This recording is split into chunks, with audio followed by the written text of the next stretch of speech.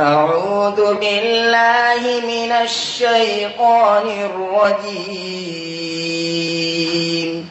بسم الله الرحمن الرحيم. وقال الذين كفروا لا تسمعوا لهذا القرآن والغوا فيه لعلكم تغلبون. فلنذيقن الذين كفروا عذابا شديدا ولنجزينهم أسوأ الذي كانوا يعملون. ذلك جزاء أعداء الله النار لهم فيها دار الخلد جزاء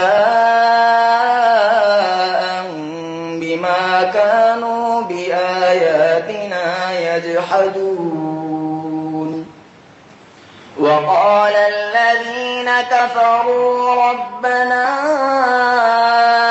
أرنا الذين أضلانا من الجن والإنس نجعلهما تحت أقدامنا ليكونا من الأسفلين.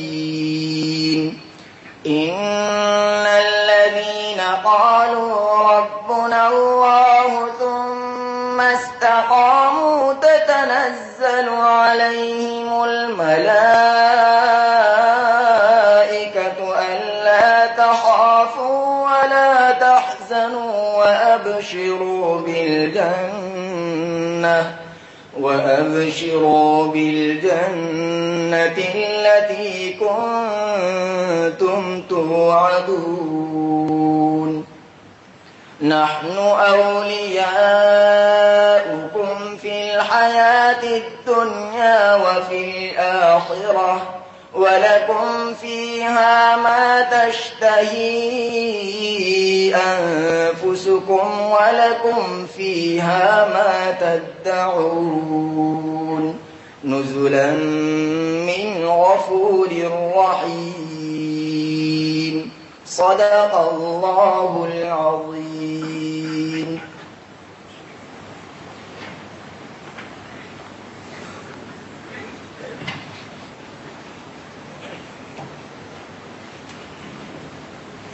ماشاء اللہ. مکرمی سامعین، محترم حضرات، بہت مشہور ہے یہ بات کہ ایک خدا ترس اور اللہ سے دل لگانے والے انسان کی محفل میں جب کوئی 20 سال کا عاصی اور گنہگار چلا جاتا ہے تو اس کی زندگی کا رخ بدل جاتا ہے. بڑے بڑے میخار اور شراب کے عادی جب کسی اللہ والے کی محفل میں چلا گیا تو اس کے بارے میں مشہور ہے کہ اس نے اپنے جام کو توڑ دی اور اس نے شراب نوشی سے سچی اور پکی توبہ کر دی. آپ نے جگر اور غالب کے بارے میں سنا ہوگا کہ جب وہ اللہ والوں کی محفل میں چلے گئے تو ان کی زندگی کا رخ بدل گیا. آئیے مکرمی سامعین، اللہ والوں کی صحبت سے کیا ملتا ہے اور زندگی میں کس طرح تبدیلیاں آتی ہے، اسی کے متعلق ایک منظم کلام سماعت کرتے ہیں. درجہ عربی ہفتوں کے ایک طالب علم محمد انس کالوپور سے گزارش کرتے ہیں تو ایک منظم کلام سامعین کے سامنے پیش کرے.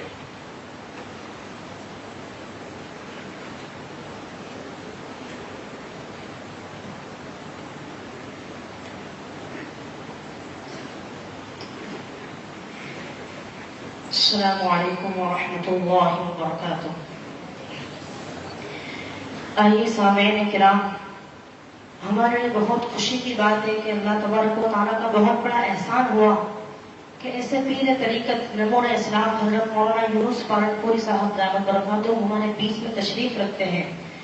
مولانا رومی رحمۃ اللہ علیہ نے ایک شعر لکھا ہے فارسی میں، یک زمانہ صحبت با اولیاء، یک زمانہ صحبت با اولیاء بہتر از 100 سالہ طاعت بیریا، کہ اللہ والوں کی صحبت میں کچھ لمحہ گزارنا 100 سال بیریا عبادت سے بہتر ہے.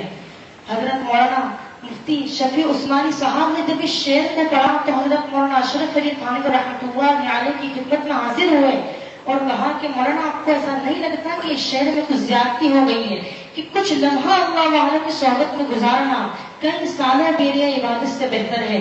حضرت مولانا اشرف علی تھانوی رحمۃ اللہ علیہ نے کہا کہ اگر اس شعر کو کہنے والا میں ہوتا تو کچھ اس طرح کہتا کہ یک زمانہ صحبت با اولیاء بہتر از لکھ سالہ طاعت بیریا، کہ اللہ والوں کی صحبت میں کچھ لمحہ گزارنا لاکھوں سال بیریا عبادت سے بہتر ہے۔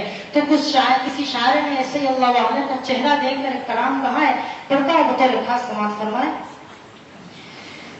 اللہ سے ملوا جاتی ہے صحبت اللہ والوں کی، اپنا رنگ دکھا جاتی ہے صحبت اللہ والوں کی،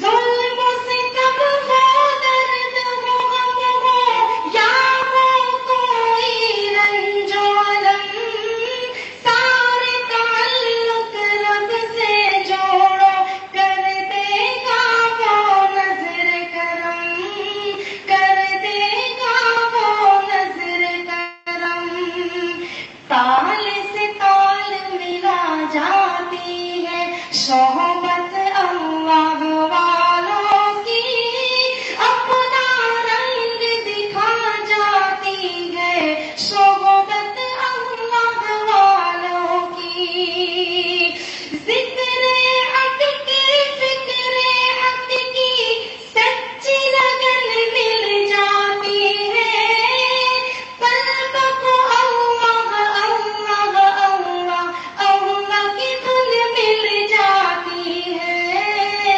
معصیت چھڑوا جاتی ہے صحبت اللہ والوں کی، اپنا رنگ دکھا جاتی ہے صحبت اللہ والوں کی، صحبت اللہ والوں کی۔ السلام علیکم۔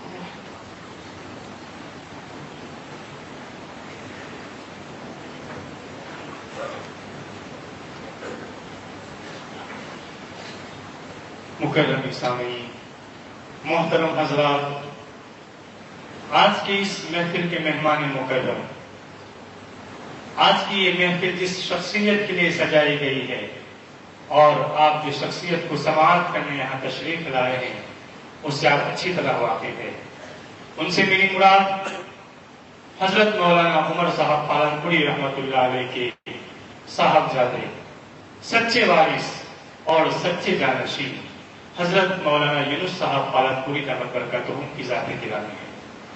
محترم حضرات، ہم دل کی اتاہ گہرائیوں سے جامعہ فیضان القرآن کا ایک طالب علم اور ایک استاد دل کی اتاہ گہرائیوں سے آج کی اس محفل کے مہمان مکرم کا استقبال کرتے ہیں، اہلاً و سہلاً کی زرین سوغات پیش کرتے ہیں اور مقبرے فیاض کے سامنے دست بدعا ہے کہ اللہ رب العزت حضرت کے سائے کو تابیر ہم پر قائم اور دائم رکھے اور دائم کی سعادتیں اور خوشیاں عطا فرمائے۔ ہم حضرت والا کے بےحد مشکور و ممنون ہیں کہ ایسے گرم موسم میں جہاں آدمی اپنے کام کے لیے سفر کرنا اچھا نہیں سمجھتا، ایسے گرم موسم میں آپ نے ہماری حقیر سے دعوت کو شرف قبول بخشا اور تشریف آوری کی زحمت گوارا فرمائی۔ محترم حضرات، ہم حضرت والا کے اس لیے بھی ممنون و مشکور ہے کہ حضرت نے ہماری دعوت کو قبول ہی نہیں کیا بلکہ جامعہ فیضان القرآن کی شان کو بڑھا دیا۔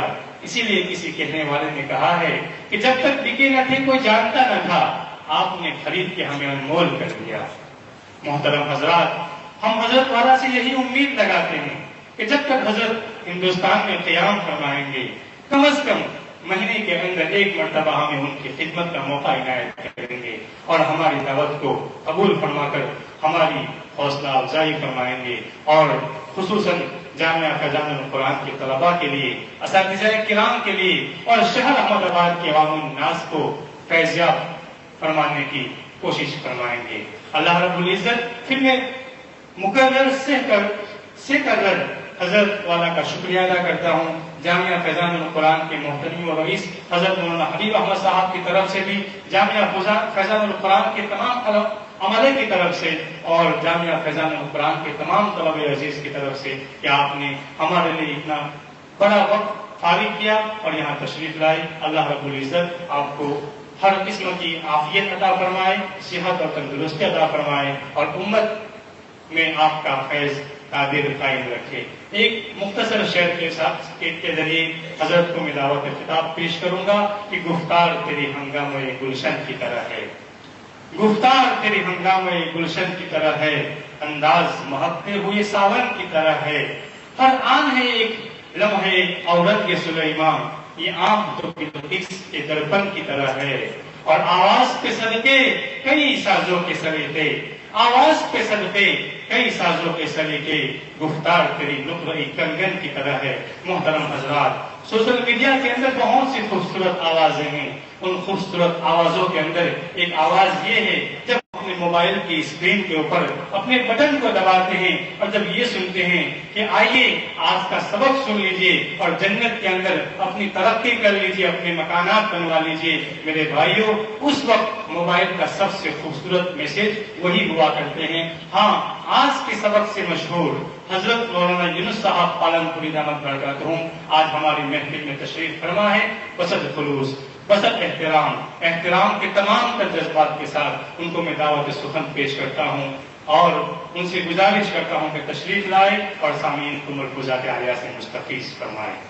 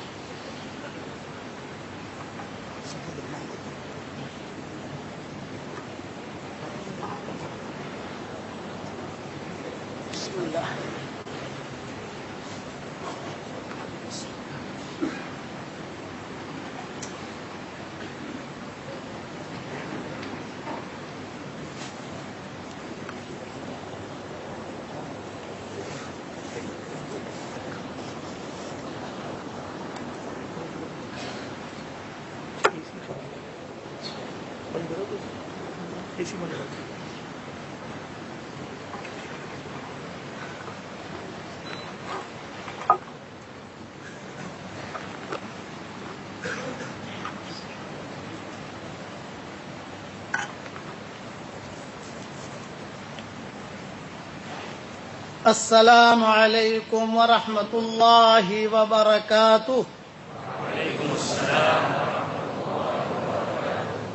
نحمده ونصلي على رسوله الكريم. اما بعد، الحمد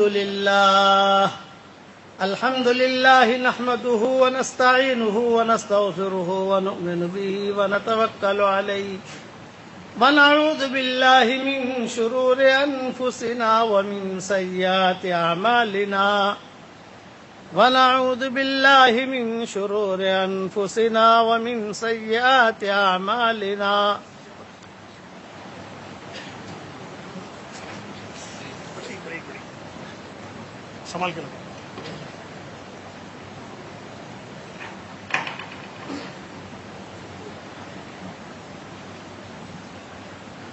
الحمد لله نحمده ونستعينه ونستغفره ونؤمن به ونتوكل عليه ونعوذ بالله من شرور أنفسنا ومن سيئات أعمالنا من يهده الله فلا مضل له ومن يضلله فلا هادي له ونشهد أن لا إله إلا الله وحده لا شريك له ونشهد أن سيدنا ومولانا محمدا عبده ورسوله صلى الله عليه وعلى آله وأصحابه وبارك وسلم تسليما كثيرا كثيرا. أما بعد، فأعوذ بالله من الشيطان الرجيم. بسم الله الرحمن الرحيم.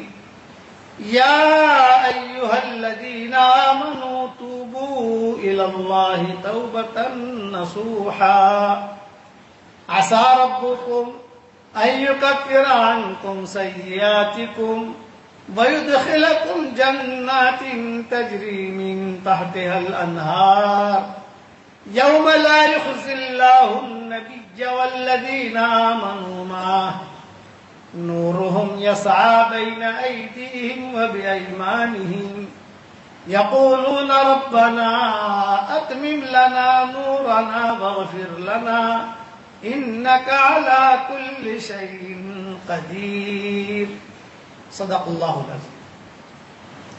وقال رسول الله صلى الله عليه وسلم من خاف أدلج ومن أدلج بلغ المنزل ألا إن سلعة الله غالية ألا إن سلعة الله الجنة أو كما قال عليه الصلاة والسلام.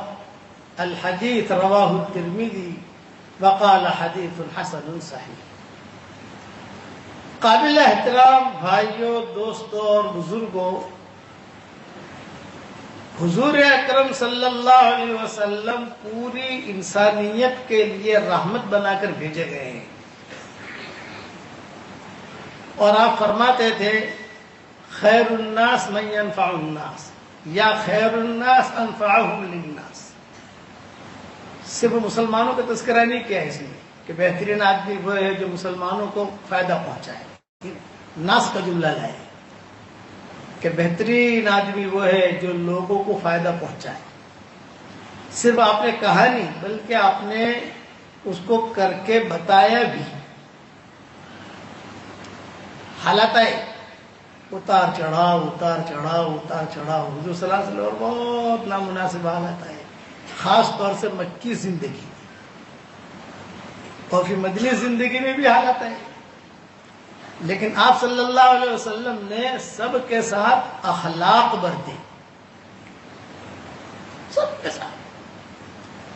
نقصان پہنچانے والا ہے 100% پتہ ہے کہ نقصان پہنچا رہا ہے، لیکن آپ صلی اللہ علیہ وسلم اپنے اسی قرآن شریف میں حضور صلی اللہ علیہ وسلم کی جو خاص صفت بیان کی ہے وہ آپ کے اخلاق کی بیان کی ہے. وَإِنَّكَ لَعَلَىٰ خُلُقٍ عَظِيمٍ. نبی جی آپ بہت اونچے اخلاق پر ہیں. حالانکہ آپ نماز بھی پڑھتے تھے لیکن آپ کی نماز کی تعریف نہیں ملے گی. آپ سجدہ بھی کرتے تھے لیکن آپ کی سجدے کی تعریف نہیں ملے گی. حج بھی کرتے تھے تو لوگوں کے ساتھ خیر خواہی کا معاملہ بھی کرتے تھے، پیسہ بھی دیتے تھے. وہ چیزیں ہیں، لیکن جو قرآن نے نمایاں کیا ہے حضور صلی اللہ علیہ وسلم کی صفت کو، آپ اونچے اخلاق پر ہیں. حالات آتے تو اللہ تعالیٰ کہتا ہے کہ فَاصْبِرْ عَلَىٰ مَا يَقُولُونَ وَاهْجُرْهُمْ هَجْرًا جَمِيلًا. مکی زندگی میں تو بہت نامناسب حالات ہے، لیکن اچانک کا خیر. ایک جملہ یاد رکھنا، ایک دعا حضور صلی اللہ علیہ وسلم سکھاتے تھے کہ اللہ تعالیٰ سے صبح شام مانگا کرو. میں نے میری کتاب مومن کے ہتھیار میں یہ دعا صبح شام کی دعاؤں میں لکھی ہے کہ اللہم انی اسألک من فجاعت الخیر وَأَعُوذُ بِكَ مِنْ فُجَاعَةِ الشَّرِّ. اے اللہ تو مجھے اچانک کا خیر دے اور اچانک کے شر سے میری حفاظت فرما. حضور صلی اللہ علیہ وسلم صبح شام اہتمام سے اسے مانگتے تھے. اسی لیے مومن کا ہتھیار تو ہوگی آپ لوگوں کے پاس یہاں پر احمد آباد میں ماشاءاللہ. اس میں صبح شام کی دعاؤں میں دعا میں نے داخل کی ہے کہ اچانک کا خیر. چنانچہ مانگتے جاتے تھے اور اللہ اچانک کی خیر دیتا تھا اور اچانک کے شر سے اللہ حفاظت کرتا تھا.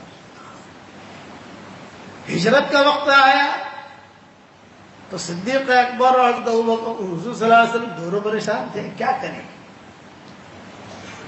بہت الجھنی تھی. تو صدیق اکبر آئے حضور صلی اللہ علیہ وسلم کے پاس اور آ کر کہا کہ حضرت اب مجھ سے تو برداشت ہوتا نہیں، میں تو ہجرت کر کے جا رہا ہوں. جب آدمی کا برداشت نہیں ہوتا تو آدمی کہتا ہے کہ میں تو جا رہا ہوں. آپ نے فرمایا کہاں جاؤ گے؟ کہ جہاں سارے صحابہ گئے وہاں جاؤں گا، حبشہ. چنانچہ روایت میں یہ ہے کہ صدیق اکبر کو حضور صلی اللہ علیہ وسلم بھی اجازت دی، جاؤ، میں اچانک کا خیر سمجھا رہا ہوں. آدمی اچانک کا خیر مانگے تو اللہ اس کو اچانک کا خیر دیتا ہے. بیوی ڈھونڈ رہا تھا, اچانک اچھی بیوی مل گئی. ہے نا, دیکھو جوان لوگ ہنستے ہیں, بیوی کا نام سنتے ہی جو ہے آدمی جو ہے بوڑھا بھی جوان ہو جاتا ہے. کوئی زمین کا ٹکڑا دیکھ رہا تھا, اللہ تعالیٰ نے اچانک اچھا دے دیا. یہ ہوتا ہے. تو صدیق اکبر کو تو حضور نے اجازت دی تھی, اچھا بھی جاؤ. تو صدیق اکبر بھی جو اپنے گھر والوں کو لے کر, یا جو بھی ہے وہ لے کر روانہ ہو گئے. اور حضور صلی اللہ علیہ وسلم اکیلے مکہ مکرمہ میں. آپ بھی کہتے تھے میں کہاں جاؤں, اور اوپر تو چلا گیا. باقی صحابی جو وہ بھی ادھر ادھر ہو گئے سب. تو صدیق اکبر کہتے تھے کہ حضور نے جو ہمیں دعائیں سکھائی تھی وہ دعاؤں کے فائدے ہم نے دیکھے. کبھی بھی دعا مانگنے سے اکتاؤ مت, مانگتے رہو. کہ دعا میں اللہ تعالیٰ نے دعا میرے والد صاحب رحمۃ اللہ علیہ سے میں نے بارہا سنا کہ بیٹا دعا مانگنے کی اللہ توفیق اسے دیتا ہے جس سے اللہ محبت کرتا ہے. جس سے اللہ محبت نہیں کرتا اسے دعا مانگنے کا توفیق نہیں دیتا. اس لیے مانگا کرو. قبول ہوتے ہمیں دکھائی دے نہ دے, لیکن مانگو. مانگنے کے اللہ سے مانگ رہے. اچانک کا خیر اے اللہ مجھے عطا فرما, اور اچانک کے شر سے میری حفاظت فرما. مکہ مکرمہ میں حضور صلی اللہ علیہ وسلم اکیلے, اور پریشانیاں جو تھی وہ تمہارے سامنے ہیں. اور صدیق اکبر روانہ ہو گئے. تو صدیق اکبر کہتے تھے میں تو روانہ ہو گیا حبشے کی طرف, اور راستے میں ایک آدمی ملا, ابو دغلہ نام تھا اس کا. اور وہ کہاں جا رہے ہو؟ حبشہ. بھی کیوں؟ یہ کہا مکہ میں رہنا. کیا کر رہے ہیں مکہ میں رہ کر؟ میں تو حبشہ جا رہا ہوں. سارے ساتھی گئے. نہیں نہیں نہیں نہیں, تم چلو میرے ساتھ مکہ. یہ اسباب بناتا ہے اللہ. انسان سوچتا ہے میں کرتا ہوں, وہ آپ نہیں کرتے, میں بھی نہیں کرتا, وہ اللہ اسباب بناتا ہے. انسان کو پتہ نہیں ہوتا کہ کہاں سے خیریں آ رہی ہیں اور کون سے شر سے اللہ بچا رہا ہے ہم کو. میری ذمہ داری پر چلو, یہ ابو دغلہ نے کہا. بڑا آدمی تھا. جب واپس آئے تو مکہ والوں نے دیکھا کہ بھی ابو بکر تو آ گئے. مکہ والے خوش ہو رہے تھے کہ چلو گیا. اب حضور صلی اللہ علیہ وسلم اکیلے ہیں. یہ تو گیا چلو, لیکن یہ تو آ گئے. بعض کتابوں میں لکھا ہے آدھے راستے تک کا سفر کر لیا انہوں نے حبشہ کا. اور یہ ابو دغلہ انہیں وہاں سے واپس لایا. کبھی میری حفاظت میں آ جاؤ, تم طواف کرو یار ہو. مکہ والے آئے, تم کیا لائے اس آدمی کو, بڑی مشکل سے تو گئے یہاں سے. اور میں نے بھی میری پناہ میں ہی ہے. اچھا اس سے بات کرو کہ جو ہے وہ حرم میں نماز نہ پڑھے. اور اگر حرم میں نماز مت پڑھنا. ٹھیک نہیں پڑھیں گے بھائی. قرآن میں مت پڑھنا, حرم شریف میں نہیں پڑھیں گے بھائی. اپنے گھر میں جو کرنا ہے کرنا. صدیق اکبر نے اپنے گھر میں مسجد بنا لی. مکان تو تھا ہی ان کا, اور مسجد بنا کر جو ہے وہی نماز پڑھتے, وہی قرآن پڑھتے صدیق اکبر. لیکن قرآن میں اللہ نے کشش رکھی ہے, ذاتی حسن ہے قرآن شریف. وہ پڑھتے تھے تو مکہ والے جو ہے وہ جھرمٹ آ کر سننے کے لیے آ جاتے تھے. مکہ والوں نے کہا ارے یہ تو گھر میں بیٹھ کر بھی پڑھتا ہے, تو بھی لوگ آتے ہیں اس کے پاس.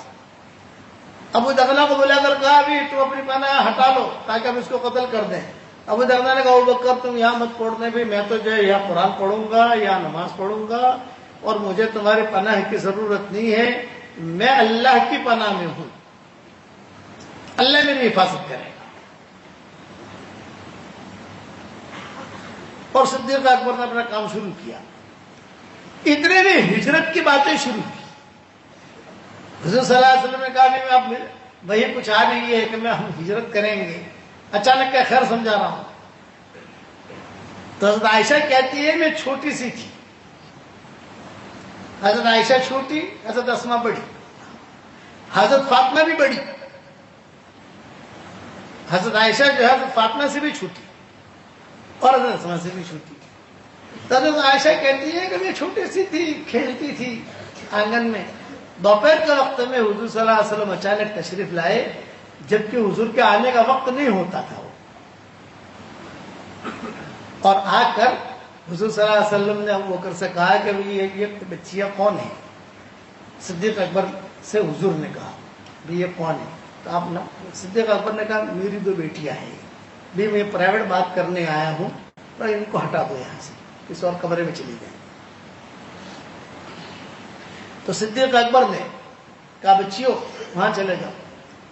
پھر صدیق اکبر نے کہا کہ حضرت کوئی بات نہیں تھی، میری بچیاں ہیں، بات کی جائے گی نہیں، کچھ نہیں.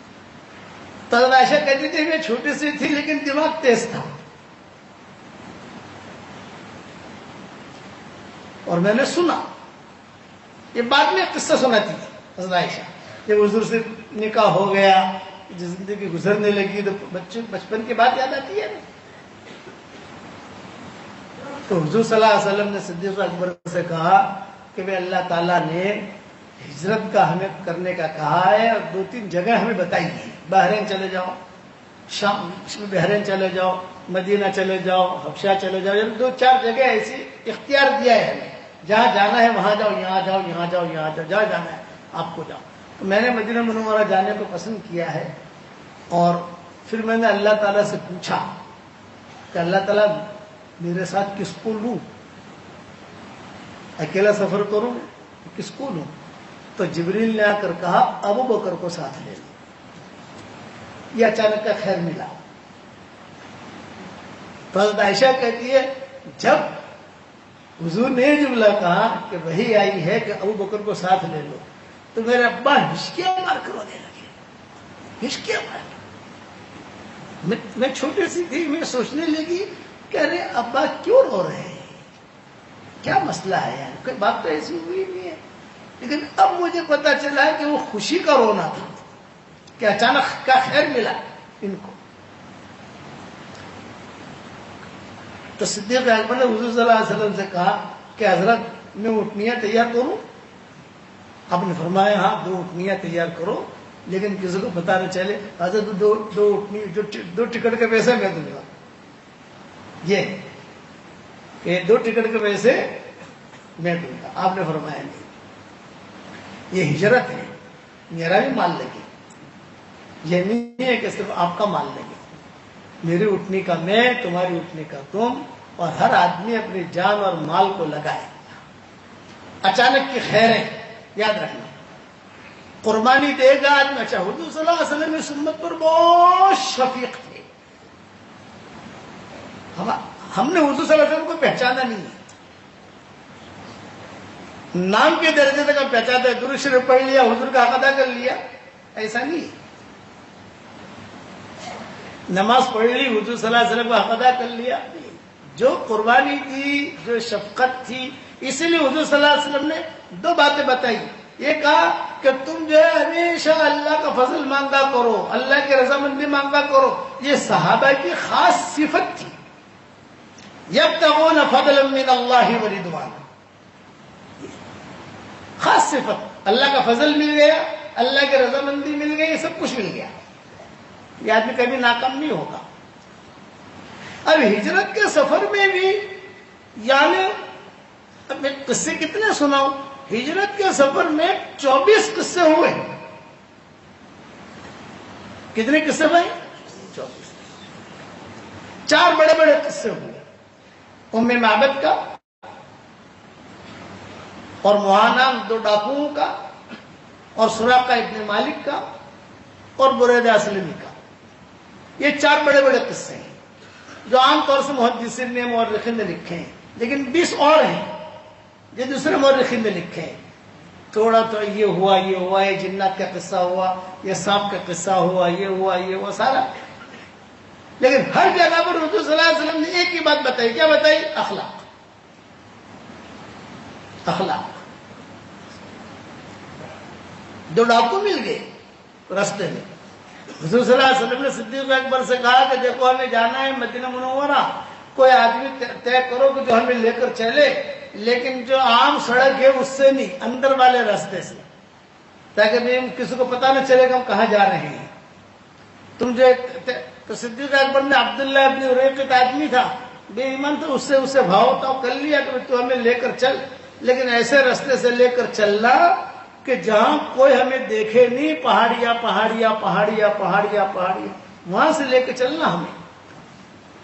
تو اس نے کہا ٹھیک ہے، میری 3 شرطیں ہیں۔ اس نے کہا ایک شرط تو یہ ہے کہ اتنے پیسے لوں گا، دوسری شرط ہے کہ پورے سفر میں کھلانے کی ذمہ داری تمہاری، اور تیسری شرط یہ ہے کہ میں وہاں راستے میں 2 ڈاکو آتے ہیں، ان کا نام موہانان ہے، وہ 2 ڈاکو کے ساتھ سیٹنگ کرنا تمہارا کام، میں کچھ نہیں کروں گا، میری سیٹنگ ہے ان کے ساتھ، میں تو نکل جاؤں گا، لیکن وہ 2 ڈاکوؤں کے ساتھ بات کرنا نکلنا وہ آپ لوگوں کا کام ہے، میں کچھ کروں گا نہیں۔ تو حضور نے کیا فرمایا، کوئی بات نہیں ہم کر لیں گے، حالانکہ حضور صلی اللہ علیہ وسلم ان کو جانتے بھی نہیں تھے۔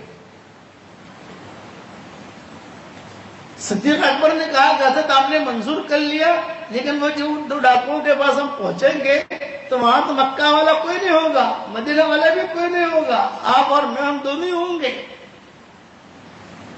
کون یہ مسئلہ حل کرے گا؟ آپ نے فرمایا گھبراؤ مت، جس اللہ نے ہمیں مکہ میں ہماری حفاظت کی، جس اللہ نے غار میں ہماری حفاظت کی، جس اللہ تعالیٰ نے اتنے کام کرتے کرتے کرتے طائف میں ہماری حفاظت کی، وہ اللہ یہاں بھی حفاظت کرے گا۔ اخلاق، ہمیشہ آج کا سبق کا میرا موضوع ہے اخلاق۔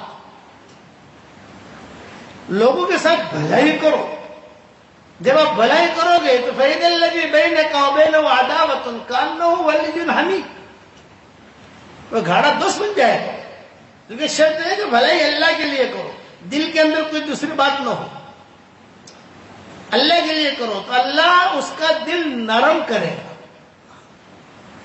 پوری شریعت کا خلاصہ ہے، اس کا دل نرم کرے گا۔ چنانچہ 2 ڈاکو مل گئے تو 2 ڈاکوؤں سے اس نے بات کر کے، ان کی تو اس کی تو دوستی تھی عبداللہ ابن اریقت کی، وہ تو نکل گیا۔ حضور صلی اللہ علیہ وسلم صدیق اکبر پھنس گئے، تلوار لے کے کھڑے ہو گئے دونوں۔ 4 آدمی ہجرت کے سفر میں تھے، ایک حضور صلی اللہ علیہ وسلم، ایک حضرت ابوبکر، اور ایک عبداللہ ابن اریقت جو مشرک تھا، اور ایک غلام تھا صدیق اکبر کا، فہیرہ نام تھا اس کا وہ، اور ایک صہیب رومی۔ تو صہیب رومی جو تو پھنس گئے، جب باتیں چل رہی تھی تو صہیب رومی نے حضور صلی اللہ علیہ وسلم سے آ کر کہا کہ حضرت میں سن رہا ہوں آپ لوگ مدینہ منورہ جا رہے ہو، تو میں بھی آپ کے ساتھ چلوں؟ آپ نے کہا بھائی آہستہ بول، ہجرت تو کرنی ہے لیکن ہمارے ساتھ مت چل، تو نکل اور فلاں جگہ آ کر تو ہماری ملاقات کر لینا۔ نکلتے ہوئے یہاں سے ہم دونوں ہی نکلیں گے تاکہ مکہ والوں کو پتہ نہ چلے، وہاں آ کر تو مل لینا آگے۔ تو رومی پکڑے گئے، مشہور قصہ ہے حدیثوں کا۔ تو یہ تو مکہ مکرمہ والوں نے مان لے لیا، یہ لے لیا، چھوڑ دیا ان کو۔ صہیب رومی روتے ہوئے اپنا ایک قصہ سناتے تھے کہ میرے ساتھ اللہ نے ایک ایسا معاملہ کیا، روم سے نکلا، خیریں یاد رکھنا، احمدآباد والوں یاد رکھنا، خیریں ڈھونڈتی ہے لوگوں، یہ روم سے نکلے تھے پانی کے جہاز میں، اور پانی کے جہاز میں یہ معمار تھے سب رومی۔ پانی کا جہاز ڈوبا، وہ ڈوبنے کے اندر سب لوگ ڈوبے، سوئم رومی بچ گئے۔ وہ تیرتے تیرتے تیرتے جدہ پہنچے۔ جدہ پہنچ کر لوگوں سے پوچھا بھی یہاں کوئی ہے، کوئی آدمی ہو یا کوئی جگہ ہو یا کوئی علمی مدرسہ ہو، میں وہاں چلا جاؤں؟ میں یہاں مکہ قریب ہے، چلے جاؤں وہاں۔ سب انہوں نے کہتے میں چلا گیا وہاں گیا تو حضور صلی اللہ علیہ وسلم ملے، مسلمان ہو گیا، بیٹھا حضور صلی اللہ علیہ وسلم کے ساتھ۔ اور روم کے لوگ جو ہوتے ہیں وہ تاجر لوگ ہوتے ہیں، تجارتی ذہن ہوتا ہے، تجارت کرتے رہے، مال بھی اچھا جمع کیا، پوٹلی اچھی جمع کی سب رومی نے۔ مکہ مکرمہ میں ایک عورت سے دوستی ہو گئی، لیکن ناجائز دوستی نہیں، ایسے تعلق ہو گیا کہ کھانا وانا پکا کے کھلا دینا یہ وہ، تو پوٹلو اس کے پاس ہی رکھتے تھے، جو سونا چاندی جو وہ عورت کے پاس ہی رکھتے تھے۔ مکہ والوں کو پتا نہیں تھا کہ یہ عورت یہ اس کی پرائیویٹ سیکرٹری ہے، یہ پتا نہیں تھا مکہ والوں کو۔ لیکن جب مکہ والوں نے پکڑا ان کو ہجرت کے سفر میں، حضور کے ساتھ ہجرت کے لیے نکلے تھے اور یہ پکڑے گئے، حضور صلی اللہ علیہ وسلم تو جو وہ نکل گئے لیکن یہ پکڑے گئے۔ اچھا بتا تو کہاں جا رہا تھا؟ میں تو مدینہ جا رہا تھا۔ تب تجھے تو ہم مار ڈالیں گے، مجھے مارو گا۔ وہ عورت کو جانتے ہو، مکہ میں رہتی ہے، ہاں پہچانتے ہو، میرا بہت مال اس کے پاس ہے، سارا مال تم لے لو لیکن مجھے چھوڑ دو، مال کی کوئی پرواہ نہیں، سب لے لو مال۔ مکہ والوں نے کہا ارے وہ عورت کے پاس تو بہت پوٹلی ہے یار، اس کے پاس تو بہت چیک، بہت پیسے۔ تو 4 آدمی تھے مارنے والے سہیب رومی کو، تو انہوں نے کہا 2 آدمی یہیں ٹھہرے رہو، اس کو پکڑو رکھو، 2 آدمی جا کر مال پر قبضہ کریں، کبھی ایسا نہ ہو کہ وہاں جاؤ تو کچھ ملے ہی نہیں، دھوکے بازی ہوتی ہے نا، وہاں جاؤ تو کچھ ملے ہی نہیں۔ چنانچہ 2 آدمیوں نے پکڑے رکھا، 2 آدمی وہاں گئے، سارا مال قبضہ کیا، اور پھر یہاں آ کر سہیب رومی کو چھوڑا۔ سہیب رومی نے کہا اللہ تیرا شکر، اے اللہ تیرا شکر، جان بچی، اور یہ پہنچ گئے۔ جو بھٹکتے یہاں حضور صلی اللہ علیہ وسلم پہلے پہنچ گئے اور یہ بعد میں پہنچے۔ جب حضور صلی اللہ علیہ وسلم وہاں پہنچے تھے، کئی دن ہو گئے بیٹھے ہوئے تھے حضور صلی اللہ علیہ وسلم، اچانک سہیب رومی داخل ہوئے۔ آپ نے فرمایا اہلاً وسہلاً ربح البیع ابا یحییٰ، ربح البیع ابا یحییٰ، ربح البیع ابا یحییٰ، اے یحییٰ کے ابا، تو نے جو اللہ سے تجارت کی وہ کامیاب ہو گئی۔ حالانکہ ان کے بیٹے کا نام یحییٰ نہیں تھا، لیکن حضور نے کہا ربح البیع ابا یحییٰ، ربح البیع ابا یحییٰ، او یحییٰ کے ابا، تو نے جو اللہ کے ساتھ تجارت کی وہ اللہ نے قبول کر لی، اور تیرے بارے میں قرآن کی آیتیں نازل ہوئی ہیں۔ سہیب رومی وہی کھڑے کیا میرے بارے میں کیا آیتیں نازل ہوئی؟ حضور صلی اللہ علیہ وسلم نے روتے ہوئے آیتیں پڑھ کے سنائی۔ وَمِنَ النَّاسِ مَن يَشْرِي نَفْسَهُ ابْتِغَاءَ مَرْضَاتِ اللَّهِ وَاللَّهُ رَءُوفٌ بِالْعِبَادِ۔ یہ سہیب رومی کے بارے میں نازل ہے۔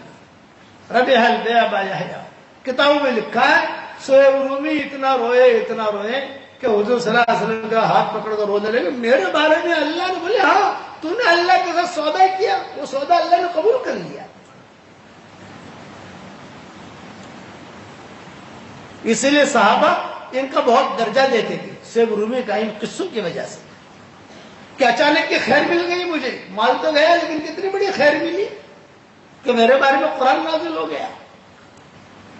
ہمیشہ اللہ تعالیٰ سے اچانک کی خیر مانگو۔ اب وہ دو ڈاکو تھے،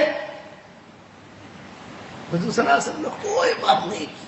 جب حضور گزرنے لگے، 2 غار تھے، ایک طرف ایک ڈاکو رہتا تھا، ایک طرف دوسرا ڈاکو رہتا تھا، تلواریں لے کر یوں کھڑے ہو گئے اور حضور صلی اللہ علیہ وسلم کو، صدیق اکبر کو اور غلام کو روک لیا، ابھی پیسہ لاؤ، تم کو قتل کریں گے، یہ کریں گے۔ تو آپ نے کیا فرمایا؟ خاموش رہنا۔ صدیق اکبر گھبرا گئے، وہ غلام بھی گھبرا رہا تھا کہ آج تو گئے، لیکن حضور نے ایک جملہ کہا، بھئی تم دونوں کا نام کیا ہے؟ تو انہوں نے زور سے کہا مہانان۔ مہانان کا مطلب ہے ذلیل لوگ، خراب لوگ۔ تو آپ نے جواب دیا اخلاق۔ بلنت لا لا لا، آپ نے فرمایا نہیں تم مہانان نہیں ہو، بلنتما مکرمان، تم تو عزت والے لوگ ہیں۔ بس اتنا جملہ جو حضور نے فرمایا، انہوں نے تلواریں ڈال دی۔ ہمیں تو کسی نے عزت والا کہا ہی نہیں، آپ اکیلے جو عزت والے کہہ رہے ہم کو۔ آپ نے فرمایا لا لا لا بلنتما مکرمان، تم تو عزت والے لوگ ہو، بہت اچھے لوگ ہو۔ ارے حضرت آئیے ہمارے غار میں آئیے، حضرت یہ پیجئے، یہ کھانا کھائیے، یہ کریے۔ اور وہ جو تھا عبداللہ بن اریقط، وہ سامنے بارڈر پاس کر کے درخت کے نیچے کھڑا ہوا تھا۔ ان 2 ڈاکوؤں میں سے کسی نے کہا بھائی تو بھی آ جا، تو بھی آ جا۔ نہ تم وہی ٹھیک ہے، میں نہیں آتا۔ یعنی وہ سمجھا کہ ان دونوں کو تو ان تینوں کو تو پکڑا ہے، کہیں مجھے بھی پکڑیں گے یہ. میں نہیں آتا. ارے تو آ تو صحیح، ان کے ساتھ کھانا کھا لے. پھر ایک ڈاکو جا کر اسے پکڑ کے لایا. پھر تو ماریں گے نہیں، یہ تو بڑے اچھے لوگ ہیں، بھلے لوگ ہیں، تو آ. اور وہاں جا کے دیکھا تو حضور صلی اللہ علیہ وسلم کو ٹھاڑ کے ساتھ بٹھائے ہوئے اور کھجورے دے رہے ہیں، پانی دے رہے ہیں اور دودھ دے رہے ہیں. ان کی بکریاں تھی، یہ محلہ ان کی جو ہے بکریاں تھی، بکریوں کا دودھ پلا کے پلا رہے ہیں. تعجب میں پڑ گیا یہ عبداللہ ابن اریہ. اور یہ دو مہامان بھی مکرمان نام رکھا حضور نے. پھر حضور صلی اللہ علیہ وسلم نے دعوت پیش کی. یاد رکھنا حکمت سے کبھی بھی خالی مت ہونا، کام کرو. حکمت حالات کا اتار چڑھاؤ ہوگا، یہ کبھی نہیں ہوگا کہ کوئی حال ہی نہیں. ایک آدمی آیا، اس نے کہا کہ مولوی صاحب دعا کرو کہ مجھ پر کوئی حال ہی نہ آوے، بس ٹھاڑ کے ساتھ ہی رہوں. میں نے کہا پھر تو تجھے جنات بننا پڑے گا. جناتوں کو بیماریاں زیادہ نہیں لگتی، آپ سمجھے، انسانوں کو لگتی ہے بیماری. ہوتا ہے نا کینسر، اسی لیے آپ نے جناتوں کے اسپتال نہیں دیکھے ہوں گے. دیکھے کہیں کہ جناتوں کے اسپتال ہیں؟ اور انسانوں نے جتنا نبی کو ستایا اتنا جناتوں نے نہیں ستایا. اب قرآن حدیث میں غور کرو، جناتوں نے حضور صلی اللہ علیہ وسلم کو زیادہ ستایا ہی نہیں. اکا دکا جنات ملے گا جو حضور کے مقابلے پر آیا یا حضور صلی اللہ علیہ وسلم کو ستایا، لیکن نہیں. وادی نخلا میں مسلمان ہو گئے، طائف سے واپسی پر مسلمان ہو گئے، جناتوں نے مددیں کی. جناتوں نے نہیں ستایا حضور صلی اللہ علیہ وسلم کو، بلکہ مان کر چلنے لگے. انا سمعنا قرآنا عجبا. اس لیے حضور صلی اللہ علیہ وسلم باقاعدہ ان میں جنات میں بیان کرنے کے لیے گئے. 6 مرتبہ حضور نے جنات میں بیان کیا ہے. جیسے تاریخ دیتے ہیں نا، بھائی احمد آباد کی تاریخ، بھائی سورت کی تاریخ، ڈابھیل کی تاریخ، مدرسے کی تاریخ، اور پھر ہاسوٹ کی. ہمارے سفر ہے ابھی سورت، ڈابھیل، تمہارا یہ ہاسوٹ اور یہ سب جگہ ہوتے ہوئے سفر کر رہے ہیں. تو وہ تاریخ جنات بھی لینے آتے تھے حضور صلی اللہ علیہ وسلم سے. کتابوں میں لکھا ہے 6 مرتبہ حضور نے بیان کیا ہے. عبداللہ بن مسعود خود کہتے تھے ایک مرتبہ مجھے بہت بھوک لگی. عبداللہ بن مسعود کہتے تھے بہت بھوک. تو حضور صلی اللہ علیہ وسلم نے کہا صفہ والوں آ جاؤ، آج دعوت ہے تمہاری. صفہ والے خوش ہو گئے. عبداللہ بن مسعود کہتے تھے میں صفہ والوں میں تھا نہیں اس لیے میں گیا نہیں، لیکن بھوکا تو تھا. حضور صلی اللہ علیہ وسلم جب واپس آئے مجھے دیکھا، ارے عبداللہ تم کھانے کے لیے نہیں آئے؟ تو عبداللہ بن مسعود نے کہا غلط آپ نے کہا تھا صفہ والوں آؤ، تو میں صفہ والوں میں تو ہوں نہیں، تو میں نہیں آیا. اب نے فرمایا چلو اللہ کی طرف سے کوئی چیز پہنچ جائے گی گھر میں تو آپ کو بلا دوں گا. یہ قصہ ہو گیا. تھوڑی دیر کے بعد باندے بلانے ہیں، حضور صلی اللہ علیہ وسلم بلا رہے ہیں. میں سمجھ گیا کہ کہیں سے کوئی کھانا آیا ہے، لیکن یہاں تو معاملہ الٹا تھا. حضور صلی اللہ علیہ وسلم کپڑے پہن کر خوشبو لگا کر کسی جگہ سفر کے لیے جیسے جانا ہو باہر آ کر تیار کھڑے ہیں. تو وہاں میں گیا، میں نے کہا یہاں تو کھانا مانا تو کچھ نہیں، حضور تو کہیں جا رہے ہیں. تو حضور صلی اللہ علیہ وسلم نے فرمایا کہ چلو میرے ساتھ. اب کھانے کا معاملہ تو رہا، کھانے والے جو معاملہ تھا وہ تو ہوا نہیں. حضور نے میرا ہاتھ پکڑا اور ہاتھ پکڑ کے چلے. اب میں حضور صلی اللہ علیہ وسلم کو پوچھ نہیں رہا ہوں کہ بھی کہاں لے جا رہے ہیں، رات کا وقت ہے. تو چلتے چلتے حضور صلی اللہ علیہ وسلم نے خود نے فرمایا عبداللہ آج ہم جا رہے ہیں جناتوں کے اجتماع میں. آج رات کو ہمارا بیان ہے جناتوں میں. عبداللہ بن مسعود کہتے ہیں میری بھوک گئی. وہ جو بھوک تھی نا وہ دب گئی. جناتوں میں؟ ہاں. اور میرا ہاتھ مضبوطی سے پکڑے ہوئے اور حضور صلی اللہ علیہ وسلم کہہ رہے ہیں کہ آج ہماری تاریخ ہے، آج ہمیں بیان کرنا ہے وہاں، اس لیے تمہیں لے جا رہا. میں نے کہا کہ بھی کس کو لوں، تو تم مجھے یاد تھے، ابھی ملاقات ہوئی تھی. تو عبداللہ بن مسعود کہتے تھے میں تو یہ سوچ رہا تھا کہ شاید کھانے کا کچھ معاملہ ہوگا، یہاں تو معاملہ یہ کچھ اور ہے. اور پھر چلتے چلتے حضور صلی اللہ علیہ وسلم نے یہ بھی فرمایا عبداللہ وہاں تمہیں الگ الگ قسم کی شکلیں ملیں گی. کسی کے دانت لمبے ہوں گے، کسی کی آنکھیں سرخ ہوں گی اور کسی کے پنجے ہوں گے. تو تم جو ہے گھبرائیے مت، میں ایک دائرہ بنا کر تمہیں دوں گا، اس دائرے میں تم بیٹھ جانا، اس دائرے سے نکلنا مت. اگر نکلے تو اچک لیں گے تمہیں. ارے اب یہ بات کہی تو بھوک پڑ گئی. ارے ابھی کھانا روٹی نہیں کھانی، لیکن حضور میں دائرہ بنا کے دوں گا، وہ دائرے سے نکلنا مت. شکلیں نظر آئیں گی، میں جو اللہ رسول کی بات کروں وہ تم سنتے رہنا. تو عبداللہ بن مسعود نے کہا کہ حضرت آپ جہاں مجھے بٹھائیں گے میں تو آپ کا پاؤں پکڑ کے بیٹھ جاؤں گا. جہاں آپ وہاں میں کسی جگہ بٹھائیں گے میں تو آپ کا پاؤں پکڑ لوں گا. چنانچہ عبداللہ بن مسعود کہتے تھے میں آنکھیں بند کر کے سارا بیان سنا حضور صلی اللہ علیہ وسلم کا، سارا بیان. حضور نے پھر جناتوں نے انسانوں کی شکایتیں بھی کی، یہ انسان ایسا کرتے ہیں ایسا کرتے ہیں. پھر حضور نے واپس آ کر صحابہ کو کہا کہ بھائی بھی تمہارے بھائی ہیں، ان کو کیوں پریشان کرتے ہو؟ تو جناتوں نے حضور صلی اللہ علیہ وسلم کو پریشان ہی نہیں کیا. فجر کی نماز پڑھا رہے تھے، مسلم شریف کی حدیث ہے، جناتوں نے صرف سنا، حضور کو معلوم بھی نہیں ہے. اور انہوں نے اپنے قوم میں جا کر کہا انا سمعنا قرآنا عجبا، انا سمعنا قرآن، دیکھو کہ ہم نے قرآن سنا ہے، بہت اچھا قرآن ہے. سورہ جن اتری اور پھر سورہ نجم کی آیتیں نازل ہوئی. یا قومنا اجیبوا داعی اللہ وآمنوا بہ، یہ جنتوں کے جملے ہیں. یا قومنا اجیبوا داعی اللہ وآمنوا بہ. طائف سے واپسی پر بھی سب سے زیادہ ساتھ جنتوں نے دیا. حضور صلی اللہ علیہ وسلم طائف گئے، واپسی میں مکہ والوں نے داخل نہیں ہونے دیا، طائف والوں نے نکال دیا. مکہ والوں کی ایگزٹ لگ گئی تھی، اب تم آ نہیں سکتے. طائف والے کہتے ہمارے یہاں نہیں آ سکتے، مکہ والے کہتے ہمارے یہاں نہیں آ سکتے.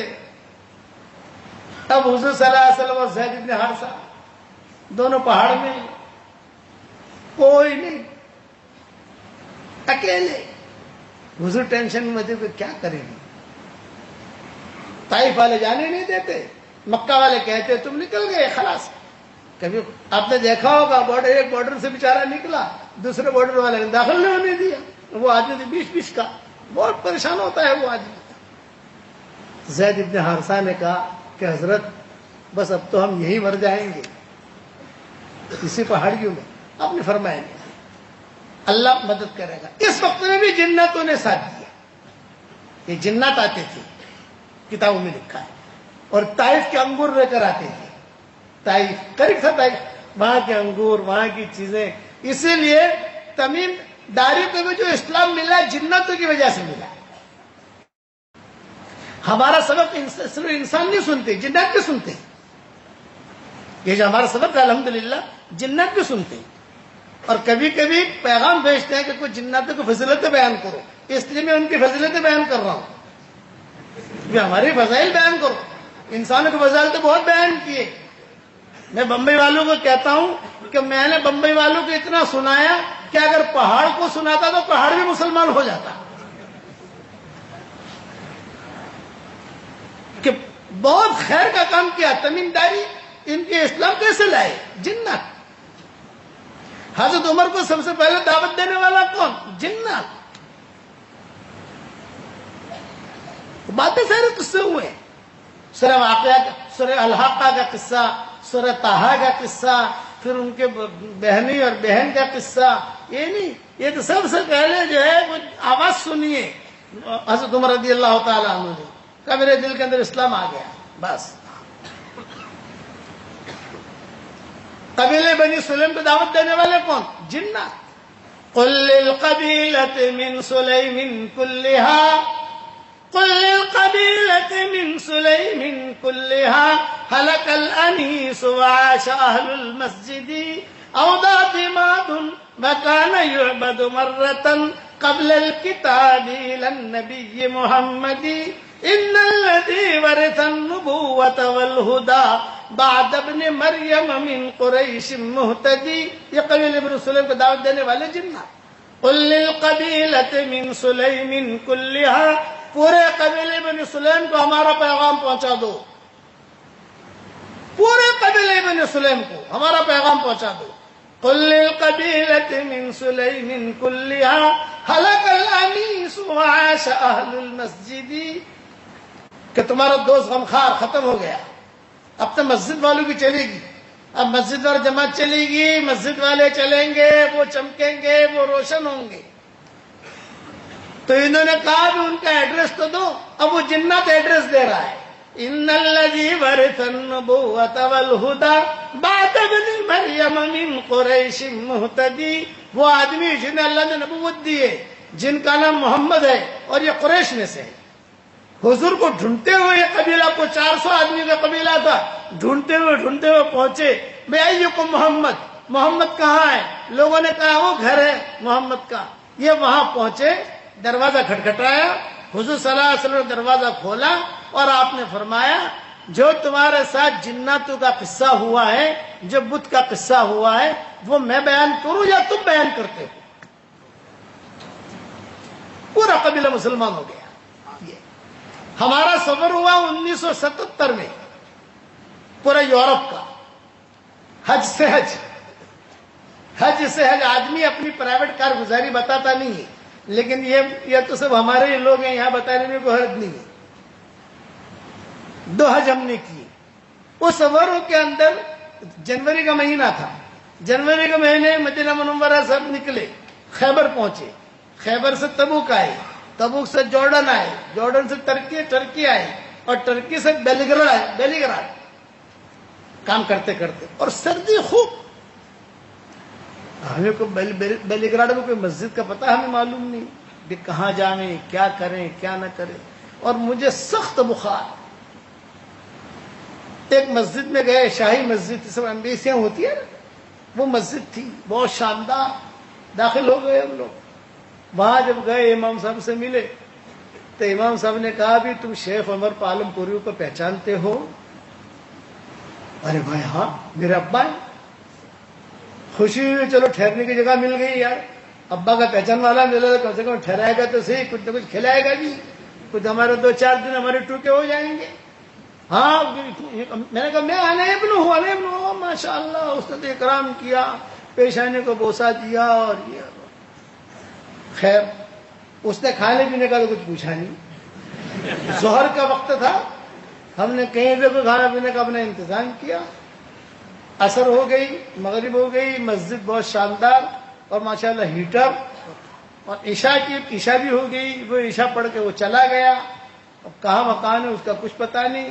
پھر عشاء کی نماز کے بعد مؤذن صاحب آئے۔ مؤذن صاحب کا بھی ایک خاص دماغ ہوتا ہے، خاص مزاج ہوتا ہے، مؤذن ان کا بھی خاص مزاج۔ تو وہ ایڑا تھا، اس نے کہا بھی تم لوگ کون ہو؟ پھر تم مسافر ہیں تو یار رات نہیں ٹھہر سکتے آپ، باہر چلے جاؤ۔ ارے باہر کہاں جائیں گے، برف گر رہی ہے، جنوری کا مہینہ، یہ تو ہم نہیں جانتے، ہمارا مسجد کا قانون نہیں، یہ تو بہت حساس جگہ ہے، یہاں ایسے لوگ آپ نکلو۔ بھئی امام جو ہے یہ ہمارا، میں امام کو نہیں جانتا، امام کی ڈیوٹی الگ ہے، میری ڈیوٹی الگ ہے۔ بھئی امام کو ڈیوٹی نماز پڑھانے کی ہے، میری ڈیوٹی تم کو نکالنے کی ہے۔ خیر اس نے تو ہمارا بستر، ہماری جو چیزیں تھے، ہم 6-7 ساتھی تھے، وہ نکالا اور نکال کر ہمیں باہر کر دیا، دروازہ بند کر دیا، اور وہ تو اپنی کار لے کر چلا گیا۔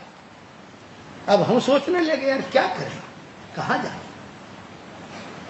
بیٹھے ہوئے تھے بھی، کہاں بیٹھے تو جب باہر وضو کرنے کی جگہ ہوتی ہے، تھوڑا صاف واف کر کے سب کمبل ومبل بچھا کر سب جو ہے بیٹھے وہاں۔ اور چونکہ مجھے سخت بخار تھا تو ساتھیوں نے کہا کہ مولوی صاحب تم جو ہے بیچ میں بیٹھ جاؤ، اس لیے کہ آپ کام میں پیناڈول لیے جا رہا تھا سفر، اور سفر میں آدمی کو معمولی سے بھی تکلیف ہو تو بہت محسوس ہوتی ہے، اور بھی اتنا لمبا سفر۔ بیٹھے ہوئے تھے، اب موت کی آہٹ ہم نے اس سفر میں سنی، موت کی آہٹ، بس اب مرے تب مرے، اب مرے تب مرے۔ تو ایک آدمی آیا، اس آدمی کا چہرہ اب تک، یعنی میں اگر اس مجمع میں سے دیکھوں نا تو میں اس کو پہچان دوں کہ ہاں یہی آدمی تھا۔ السلام علیکم۔ وعلیکم السلام۔ تبلیغ جماعت؟ ہاں بھائی۔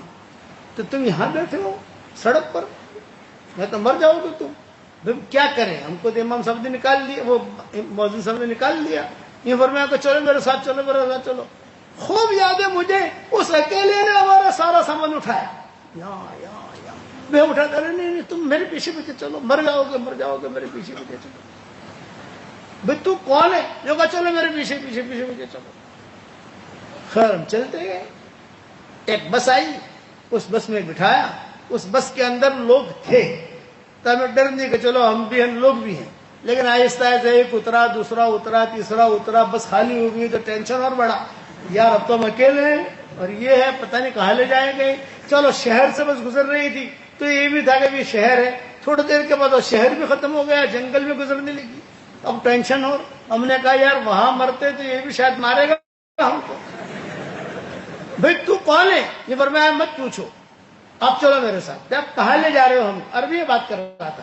آپ کہاں لے جا رہے ہو ہم کو؟ یہ فرمایا تم چلو. بھائی چلو لیکن کہاں جانا؟ بس تو برابر چل رہی ہے.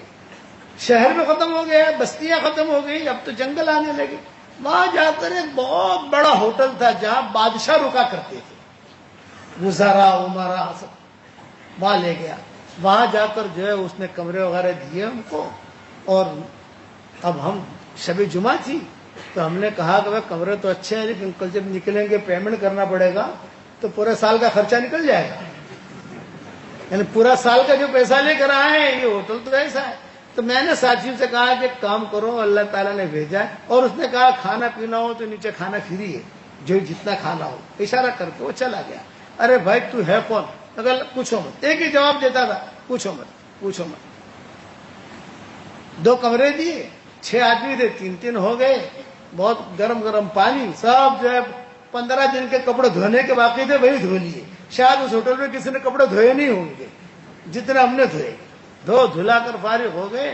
اب جو ہے ظہر کے جمعہ کے لیے اترنا ہے. بھائی دعا کرو اللہ تعالیٰ آسان کرے, پتہ نہیں کیا معاملہ ہوگا. وہاں کاؤنٹر پر گئے, بھی کتنے پیسے ہوئے؟ تو اس نے کہا کہ کون سے کمرے میں تھے آپ لوگ؟ روم نمبر فلاں, روم نمبر. یہ تو اس میں تو لکھا ہوا ہے پیڈ, آپ نے پیسے دے دیے, اس لیے آپ سے کوئی پیسہ نہیں ہے, آپ کو پیسے دے دیے, آپ جاؤ. چلو نکل گئے ہم. اب کہاں جانے؟ سامنے مسجد دکھائی دی, وہاں گئے. وہاں جب گئے تو وہاں تو نماز پڑھی. وہاں وہ ملا, السلام علیکم. وہ جنت تھا, وہ ملا, السلام علیکم. وعلیکم السلام. اچھا بھائی کیا پروگرام ہے آپ لوگوں کا؟ یہ فرمایا بھی ہمیں تو یہاں کوئی ٹھہرنے دیتا نہیں, ہم تو فرانس جائیں گے. بولے آج شام کو فرانس کی فلائٹ ہے, چلو ٹکٹ لو. ٹکٹ بھی لیا, انداز آئے گا پیسہ بھی اسی نے دیا ٹکٹ کا. سامنے ایئر لائن تھی, ایئر فرانس. سب سے پہلے ہوائی جہاز میں بیٹھنے والا میں ایئر فرانس میں بیٹھوں. سب سے پہلے ہوائی جہاز میں بیٹھ. یہاں سے ہم مکہ گئے تو بائی شپ گئے تھے, واپسی سے بائی شپ آئے. اب وہاں جا کر اب سامان ہمارے پاس زیادہ. ایئر فرانس والوں کا معاملہ ہے کہ اتنا ہی سامان لے سکتے ہو. وہ آدمی آیا اور اس آدمی نے جو ہے وہ سارا سامان تلوایا اور جو ہے ہمارے ساتھ توشہ بھی کر دیا اور یہ بھی کر دیا. السلام علیکم, فی امان اللہ, لا تنسونا فی الدعاء کہہ کے چلا گیا. ارے بھائی تم مصافحہ تو کر, کہ بعد میں ملیں گے اپن, یہ کہہ کے چلا گیا.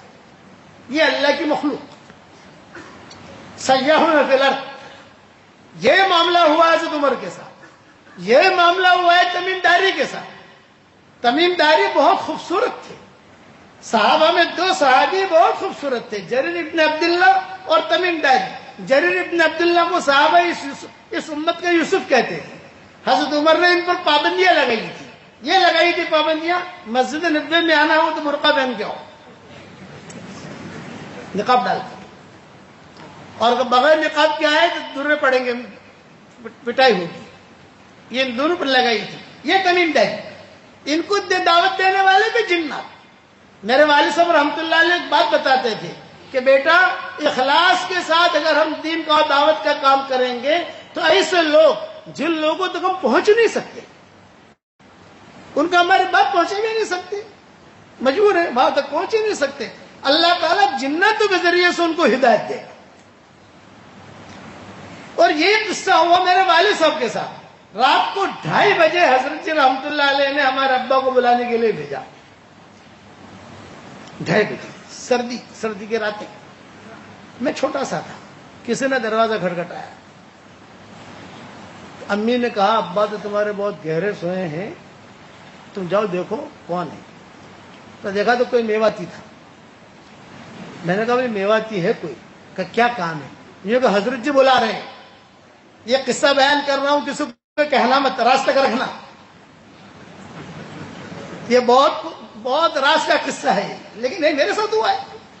تو ابا کہتے تھے، ابا تو سوئے ہوئے تھے، میں نے میرے ابا کو جگایا، ابا حضرت جی بلا رہے ہیں، اب 2:30 بجے حضرت جی بلا رہے ہیں، 2:30 بجے سردی کے رات۔ ابا نے کہا تو کوئی خاص معاملہ ہے جو حضرت جی نے بلایا ہے، ورنہ حضرت جی نہیں بلاتے ایسے وقت میں، ملاقات کا ایک وقت ہوتا ہے۔ چنانچہ ابا نے کپڑے پہنے، تھیلی، ان کی تھیلی ساتھ رہتی تھی، تھیلی لی، اور پھر جب میں لے کے چلا تو پھر وہ میواتی جو آئے تھے بلانے کے لیے، حضرت جی نے بھیجا تھا، یہ فرمایا کہ مولوی صاحب میں لے کے جاؤں گا۔ ابا نے کہا نہیں میں میرے بیٹے یونس کے ساتھ جاؤں گا، تم بھی چلو ہمارے ساتھ، یونس بھی رہے گا ساتھ۔ وہاں گیا تو وہاں جانے کے بعد کمرے میں جو گئے تو حضرت جی رحمۃ اللہ علیہ بیٹھے ہوئے اکیلے، اور سامنے لمبی لمبی داڑھیاں، امامے، لوگ بیٹھے ہوئے، 2:30 بجے، پرانا مرکز تھا اس وقت میں۔ تو ابا تو سلام کر کے بیٹھ گئے، ساتھ میں بھی بچہ تھا، تو یہ چیزیں ہمیں کہاں پتا چلے کہ کیا چیز ہے، میں بھی چلا گیا۔ حضرت جی پہچانتے تھے مولانا کا بیٹا ہے یہ۔ تو حضرت جی نے پان کھاتے ہوئے کہا، بھائی مولوی عمر، یہ جنات آئے ہیں اور یہ افغانستان سے آئے ہیں، اور یہ کہتے ہیں کہ ہمیں کچھ دعوت کی بات سمجھا دو، کچھ بتا دو۔ تب مجھے تو کچھ آتا نہیں، حضرت جی کہتے میں تو کیا بیان کروں، دعوت کی زبان تو تم ہو، جو تھوڑی بیان کر دیں۔ تمہارے ابا جو حضرت جی جیسے ایسے بیٹھے تھے، سارے جنات سامنے بیٹھے ہیں، اور وہ جنات کا نام لیا تو ہمارا بھی پیشاب نکل رہا۔ ارے میں نے کہا یار یہ ابا کہاں لے آئے، ابا کہاں لے آئے، آدمی فطری چیز ہے نا۔ ابا نے جو ہے قرآن کی آیتیں پڑھی، اور قرآن کی آیتیں پڑھ کر ان کے سامنے جو بات کرنی تھی وہ بات کی، بات ہو گئی، تشکیل ہو گئی ان کی کہ وہ اللہ کے راستے کی نقل و حرکت کرنی ہے، یہ کرنا ہے، وہ کرنا ہے۔ لوگوں کو بھلی بات بتانی ہے، بس خلاصہ کلام ہے، لوگوں کو بھلی بات بتاؤ، لوگوں کے ساتھ اچھا سلوک کرو۔ پھر ہو گیا حضرت دعا کرے، حضرت دعا کرانے کے بعد حضرت رحمۃ اللہ علیہ نے ان کو پوچھا کہ بھئی آپ کی ہم کیا خدمت کریں، کیا پسند کرتے ہو آپ؟ تو انہوں نے کہا ہمیں کیلے کھلائیے۔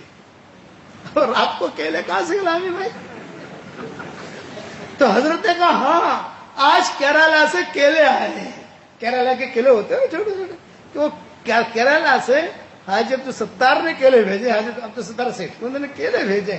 ہاں وہ اس وقت میں کھڑکے ہوتے تھے مشورے کے کمرے میں ہی، وہ کھٹ کی حضرت جی نے اندر سے آپاؤں نے پوچھا کیا بھیجیں، یہ کہا آج کیلے آئے ہیں، وہ کرتن کے کرتن وہ بھیجو۔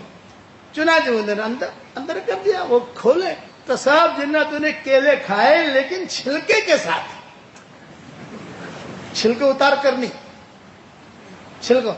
جب رات جانا تو میرے ابا نے والد صاحب نے کہا کہ حضرت آپ جو ہے ان سے اتنا کہہ دیں کہ بھی صرف ہمارا کام یہ ہے لوگوں کو بھلی باتیں بتانا، بری باتوں سے روکنا، لیکن اخلاق یہ بہت اونچے ہیں۔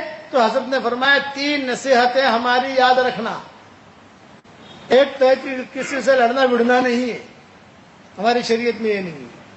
دوسرا اخلاق کے ساتھ لوگوں کو اللہ کی طرف بلاؤ، حکمت کے ساتھ، ادعو الی سبیل ربک بالحکمت والموعظۃ الحسنہ، یہ آیت پڑھی حضرت نے۔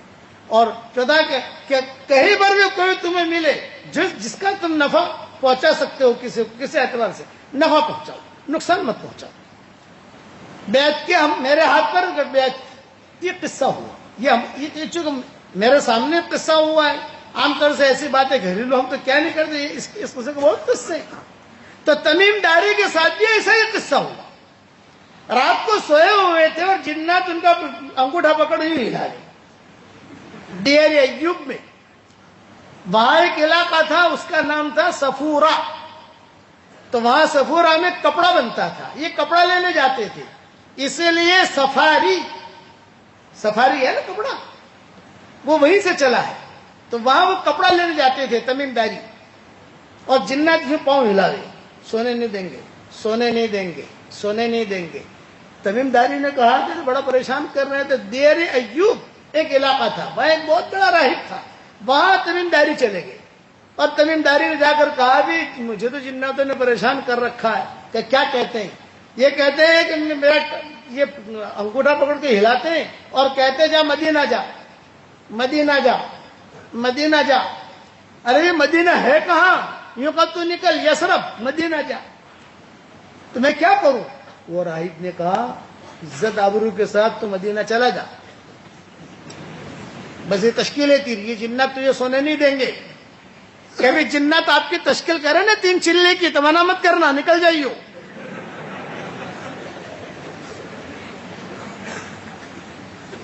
چنانچہ تمیم داری کہتے ہیں کہ میں نے مدینہ کا ارادہ کر لیا۔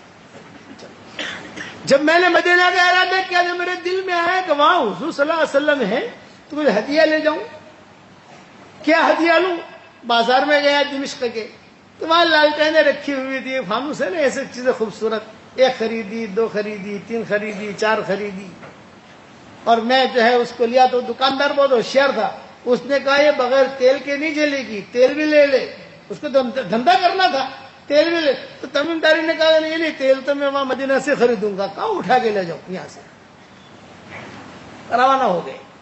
اب روانہ ہوئے تو کہاں دمشق اور کہاں مدینہ منورہ، بہت لمبا سفر، اور اونٹنی پر اکیلے، خوبصورت آدمی، نوجوان آدمی، کوئی نہیں، اکیلے۔ تمیم داری کہتے ہیں کہ میں روانہ تو ہو گیا، لیکن جنات کہا تھا کہ جب تک تو مدینہ پہنچے گا نہیں ہم تجھے چھوڑیں گے نہیں، تو مدینہ جا۔ جناتوں کی دعوت پر یہ مسلمان ہوئے تمیم داری۔ اب میں راستے میں بھوک بھی لگتی تھی، جنات نصرت والی جماعت بن کر آتے تھے۔ نصرت والی جماعت ہوتی ہے نا، کیلے بھی لاویں، کھجور بھی لاویں، بھئی ہمارا آدمی، یہاں تک مدینہ منورہ پہنچا۔ اب مدینہ منورہ پہنچا، تھکا ہارا، ناخن بھی لمبے ہو گئے، بال بھی لمبے ہو گئے، بہت ہی کمزوری۔ وہاں پہنچا، مدینہ والوں نے دیکھا کوئی اجنبی آدمی آیا ہے، تو مدینہ والوں نے کوئی دھیان تو دیا نہیں، لیکن جب میں بیٹھا رہا دیکھتا رہا، اور مدینہ کی مسجد نبوی جو ہے بھی کچی تھی، میں دیکھتا رہا۔ لوگوں سے میں نے پوچھا ایوکم محمد، تمہارے میں محمد نامی آدمی کون ہے؟ خاموش ہے، یہ دروازے سے آئیں گے، مغرب کا وقت ہوگا اب یہ دروازے سے آئیں گے۔ میں بیٹھا رہا، حضور صلی اللہ علیہ وسلم نکلے۔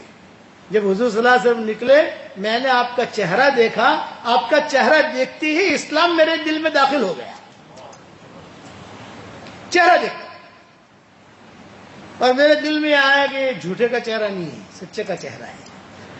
اب حضور صلی اللہ علیہ وسلم نے مغرب کی نماز پڑھائی۔ مغرب کی نماز پڑھانے کے بعد میں چلا گیا۔ حضرت میں اس طریقے سے آیا ہوں، جناتوں نے مجھے دعوت دی اور میں یہاں آیا ہوں، تو آپ نے فرمایا ہنی اللہ، مبارک، کلمہ پڑھ لیا، مسلمان ہو گیا۔ اب وہ ہدیہ لے گیا تھا، فانوس وغیرہ، میرے دل میں یہ آیا کہ چلو میں تھکا ہوا ہوں، کل تھوڑا ٹھیک ٹھاک کر کے دوں گا۔ تو میں نے عشاء کی نماز پڑھی اندھیرے میں، فجر کی نماز پڑھی ان کے ساتھ جیسے وہ پڑھتے تھے پڑھی، میں تو نو مسلم تھا، اندھیرے میں۔ تو میرے دل میں یہ بات آئی کہ یہ فانوس وغیرہ حضور کو ہدیہ دوں، اس سے اچھا مسجد کو ہدیہ دے دوں۔ عصر کی نماز کے بعد میں چلا گیا باہر، اور میں نے تیل خریدا، اس نے تیل ڈالا، اور بغیر کسی سے پوچھا نہیں، کسی کو سے مشورہ نہیں کیا، کسی کو کچھ نہیں، اور ایک فانوس یہاں لگا دیا، ایک یہاں لگا دیا، ایک صحابہ دیکھ رہے تھے، کسی نے مجھے منع بھی نہیں کیا۔ اور حضور صلی اللہ علیہ وسلم جو ہے مغرب کی نماز پڑھانے کے لیے نکلے، تو حضور صلی اللہ علیہ وسلم نے دیکھا کہ اوہو، ہماری مسجد میں چراغ، ہماری مسجد میں ایسا تو کبھی ہوا نہیں، پہلی مرتبہ، بھئی یہ کس نے کیا سب؟ تو ایک صحابی نے کان میں کہا کہ وہ کل جنات والا آیا تھا نا، اس نے کیا۔ میں دور بیٹھا ہوا تو تمیم داری کہتے ہیں، میں تو دور تھا، لیکن میں سمجھ گیا کہ میرے بارے میں۔ اب مجھے گھبراہٹ یہ ہوئی کہ میں نے مشورہ بھی نہیں۔ مولانا یوسف صاحب رحمۃ اللہ علیہ جب ایک قصہ سناتے تھے تو مولانا کہتے تھے کہ کبھی کبھی ساتھی مخلص ہوتا ہے اور بغیر مشورے کے تو کام کر لیتا ہے، تو بھی اللہ اسے قبول کر لیتا ہے۔ یہ مولانا یوسف رحمۃ اللہ علیہ پوائنٹ نکالتے تھے اس قصے میں۔ مخلص ہے، کسی سے پوچھا نہیں لیکن کر لیا، اللہ نے اس کو پکڑ لیا۔ اب مغرب کی نماز ہو گئی۔ مغرب کی نماز ہونے کے بعد آپ نے وہیں بیٹھے بیٹھے مصلی پر این التمیم، ہو تیری، میرا نام جو آیا بھرے مجمع میں گھبرایا کہ آج تو پٹائی ہوگی یا مدینہ سے نکلنا پڑے گا. اور این تمیم، اللہ تعالیٰ لڑکے دے نا تو جریر بھی نام رکھنا اور تمیم بھی نام رکھنا، یہ برکتی نام ہے. سمجھ گئے آپ؟ ارے ہاں تو بولو یار، احمدآباد میں لڑکے پیدا ہوتے ہی نہیں ہوتے.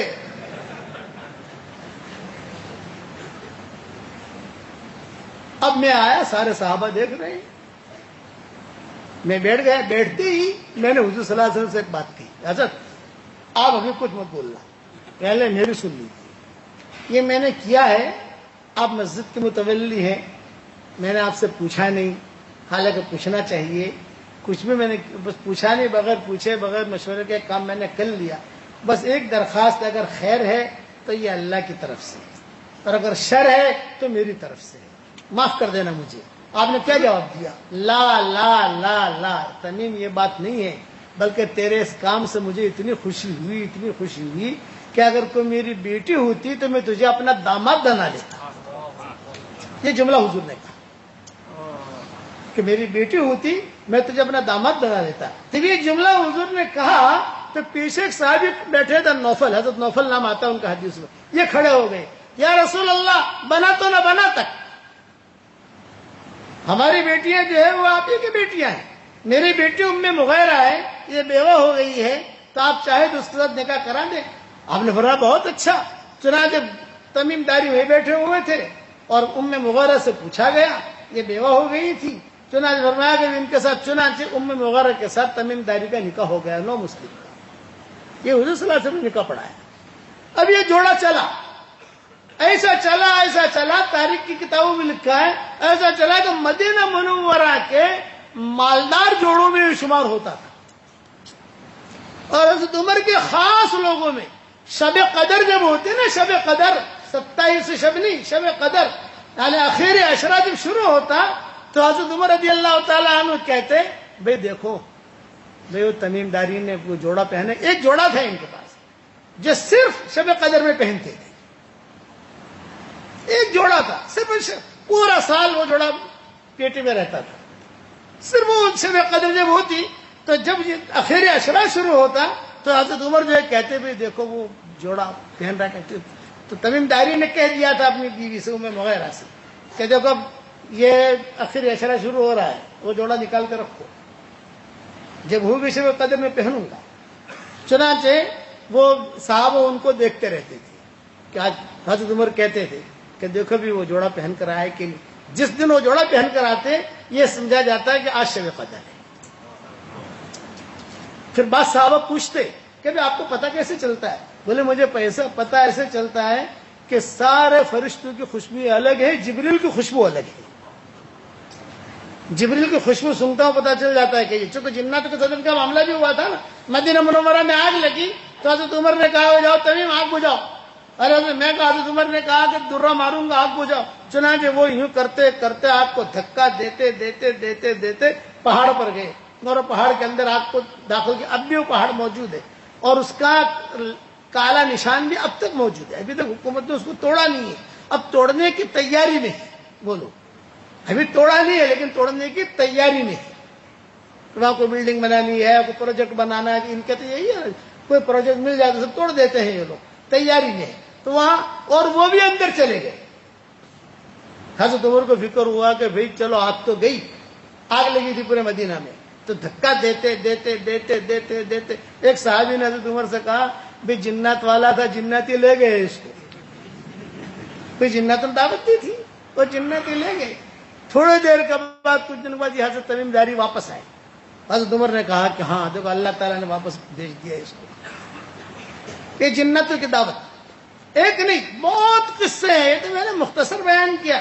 مولانا یوسف صاحب رحمۃ اللہ علیہ نے، خیر میں نے تو ہے تو صحابہ سے قصہ نہیں لیا، بکھرے موتی میں لکھا ہے نہیں کسی جلد کے اندر یہ قصہ، میں نے اس تفصیل سے تو نہیں لیکن کچھ حوالوں کے ساتھ تاریخ کی کتابوں کے ساتھ میں نے لکھا ہے. تو میں نے کیا کہا، اچانک کا خیر اور حضور صلی اللہ علیہ وسلم کی محبت شفقت تھی حضور کو ہمارے ساتھ، کبھی بھی کسی کا برا نہیں سوچتے تھے. اور آپ کو میں ایک بات بتاؤں، ارے بھائی برا تو نہیں مانو گے، ایک کھری کھری بات بتاؤں. عمل کرو گے انشاءاللہ؟ آج اللہ کی مدد ہمارے ساتھ کیوں نہیں آتی؟ ایک سوال ہے. آج ہماری دعائیں قبول کیوں نہیں ہوتی؟ ایک سوال ہے، اس کا جواب دے رہا ہوں. صحابہ کو رضی اللہ عنہم اجمعین کا جو لقب ملا وہ کیوں ملا؟ نمازیں بہت پڑھتے تھے؟ نہیں. قرآن بہت پڑھتے تھے؟ نہیں. تہجدیں بہت پڑھتے تھے؟ نہیں. خیر خیرات بہت کرتے تھے؟ نہیں. اپنے حد میں رہ کر احکامات پورا کرتے تھے. قرآن اپنے حد میں پڑھتے تھے. یہ نہیں 15 قرآن ختم کیے، 25 قرآن ختم کیے، 30 قرآن ختم کیے، یہ نہیں تھا وہاں. تو یہ لقب کیوں ملا؟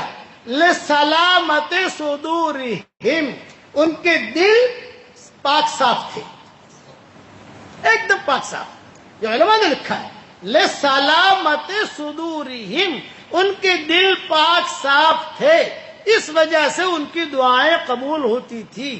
آج ہمارے دل پاک صاف نہیں ہے، دل کے اندر حسد، کینہ، کپٹ، غیبت، بدگمانیاں یہ بھری ہوئی ہے، اس لیے ہماری دعائیں قبول نہیں ہوتی، اس لیے ہمارے مسئلے بھی حل نہیں ہوتے جب تک اللہ تعالیٰ سے قلب سلیم نہیں مانگو گے. اس لیے قرآن نے کہا الا من اتى اللہ بقلب سلیم، قلب سلیم کے ساتھ جو آئے گا ہم اس کو نوازیں گے.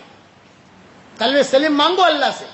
اور میں مثال دیتا ہوں، آپ کا ایک کرتا ہے، معمولی پاخانہ لگ گیا، اب اس کے اوپر آپ 1 کلو اونٹ ڈالو، 1 کلو سندل ڈالو، 1 کلو گلاب ڈالو، 1 کلو شمامہ ڈالو، لیکن بدبو ہی غالب رہے گی، گندگی غالب رہے گی. ہاں اس کا آپ دھو لیجئے، صاف کر لیجئے، سکھا دیجئے، 1 قطرہ اونٹ کا ڈالیے، چمک جائے گا. تو ہمارے دلوں میں جو میل بھرا ہوا ہے، آپ جتنا بھی کرو اجر ملے گا لیکن قبول نہیں ہوگا. اس لیے دلوں کی صفائی ضروری ہے. اسی لیے سعد ابن وقاص، اسی لیے آپ دیکھو سارے انبیاء ہیں، ہر نبی کے اللہ نے تعریف کی، لیکن ابراہیم علیہ السلام کے بارے میں کیا کہا؟ وَإِنَّ مِن شِيعَتِهِ لَإِبْرَاهِيمَ إِذْ جَاءَ رَبَّهُ بِقَلْبٍ سَلِيمٍ. ہمارے پاس قلب سلیم لے کر آیا ہو. ہر نبی قلب سلیم والا تھا، لیکن یہ ٹاپ تھے. ان کے قلب سلیم کی وجہ سے انہیں جو ٹاپ لیول ملی، حضر بھی مل گئے، اسماعیل بھی مل گئے، اسحاق بھی مل گئے، مکہ بھی مل گیا، بیت المقدس بھی مل گیا. یہ اس لیے اپنا دل صاف رکھو. آج ہمارے دل صاف نہیں ہے. ہر آدمی سوچ لے اپنے دل کے بارے میں. فلا تزکوا انفسکم هو اعلم بمن اتقى. کیا مطلب؟ اس کا ترجمہ نہیں کر رہا ہوں. فلا تزکوا انفسکم هو اعلم بمن اتقى. زیادہ ڈینگے مت مارو، وہ جانتا ہے کون کتنے پانی میں ہے. یہ ہے اس کی ترجمانی. ہوا عالم بمن اتقى، وہ جانتا ہے کون کتنے پانی میں. ہم اللہ کہتے ہم جانتے ہیں. سلف صالحین ایک دوسرے کو نصیحت کرتے تھے، کہتے تھے نصیحت کرو. کیا لکھتے تھے؟ یعلم سرکم وجہرکم ویعلم ما تکسبون. تمہارا ظاہر بھی وہ جانتا ہے، تمہارا باطن بھی وہ جانتا ہے، تم جو کرتے ہو وہ بھی جانتا ہے. میں نے بیان عربوں میں کیا قلب سلیم کا، عرب ہچکیاں مار مار کر رونے لگی. اوہو، کہ شیخ نے کیا کہا. آج ہمارے دل دیکھو، دلوں کے اندر کبھی بیوی کی برائی ہوگی، کبھی بھائی کی برائی ہوگی، کبھی دادا کی برائی ہوگی، کبھی مولوی صاحب کی برائی ہوگی. تو ایسے دل والے کو اللہ پسند نہیں کرتا. بس یہ ہمارا ہبا منصورہ ہے، ہمارے اس کا کوئی ویلیو نہیں. اس لیے اپنا دل صاف رکھو. حضور صلی اللہ علیہ وسلم فرماتے تھے میرے سامنے کسی کی برائی مت کرو، تاکہ میرے دل میں تمہارے بارے میں کوئی کدورت نہ رہے، میرا دل صاف رہے. یا فرماتے تھے صحابہ کو. اسی دل کی صفائی کے ساتھ حضور نے کام کیا. امت پر شفقت. دنیا سے جا رہے ہیں اور دنیا سے جاتے ہوئے جبریل آئے، حضرت لینے کے لیے آیا ہوں میں، فرشتے بھی آئے ہیں، آپ چلیں. تو حضور کیا فرما رہے ہیں؟ میں تیار ہوں، ریڈی. مجھے ذرا اتنا بتا دو میری امت کا کیا ہوگا. یہ محبت، شفقت. میری امت کا کیا ہوگا؟ بیوی ہے، بچیاں ہیں، نواسے ہیں، کسی کا نام نہیں لے رہے. میری امت کا کیا ہوگا؟ اگر میں پوچھ کے آتا ہوں، پوچھ کے آئے، میں کہا اللہ تعالیٰ سلام کہہ رہے ہیں اور یہ کہہ رہے ہیں کہ اپنی امت کا ٹینشن نہ لو، آپ کی امت کے بارے میں آپ کو خوش کر دوں گا. وَلَسَوْفَ يُعْطِيكَ رَبُّكَ فَتَرْضَىٰ، میں خوش کر دوں گا، اب ٹینشن نہ لو. یہ شفقت. ہر نبی کو ایک دعا کا چانس ملا، ایک دعا صرف. آپ جو مانگو گے آپ کو دے دیا جائے گا، صرف ایک دعا. باقی دعائیں قبول کریں گے نہیں کریں گے وہ اللہ کا قانون الگ. ایک قانون یہ ہے کہ جو مانگو گے مل جائے گا. جبریل علیہ السلام آئے گا تو آپ کا بھی حق ہے، مانگ لیجئے. تو حضور کیا کہہ رہے ہیں؟ جبریل میرا حق ہے، کیا زمین پر مانگنا ضروری ہے؟ مدینہ میں مانگوں؟ نہیں، تو حق کا حق ہے. تو اللہ سے کہو کہ میں یہاں نہیں مانگتا، حشر کے میدان میں مانگوں گا. نہیں مانگی. صحابہ نے پوچھا کہ حضرت حشر کے میدان میں کیا مانگے گے؟ یہ میرا حق ہے، میں جو ہے ساری امت کو جنت میں داخل کرا دوں گا. یہ شفقت ہے. وہ دعا مانگی نہیں. اب دیکھو کتابوں میں حضور صلی اللہ علیہ وسلم نے امت پر شفقت کی وجہ سے مسجد نبوی میں کبھی اذان نہیں دی. حالانکہ اذان تو بہت بڑی دعوت ہے، نماز پڑھاتے تھے تو اذان نہیں دے سکتے. اذان نہیں دی. صحابہ کبھی کبھی کہتے تھے کہ حضرت اذان دے دو. نہیں.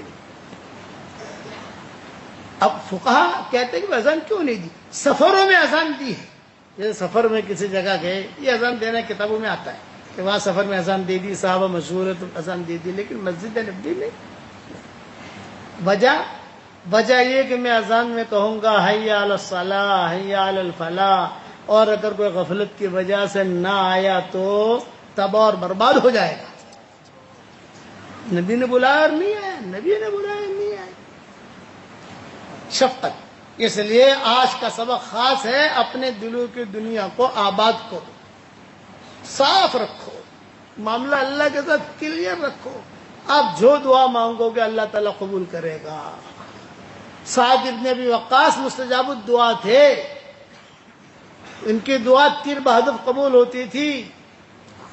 لیکن جب حالات آئے اور ساتھیوں میں توڑ ہوا تو یہی سعد ابن ابی وقاص تھے، ان کی دعا ایسی قبول ہوتی تھی. مسجد نبی میں بیٹھے ہوئے ایک آدمی نے آ کر طلحہ اور زبیر کو گالی دینی شروع کر دی.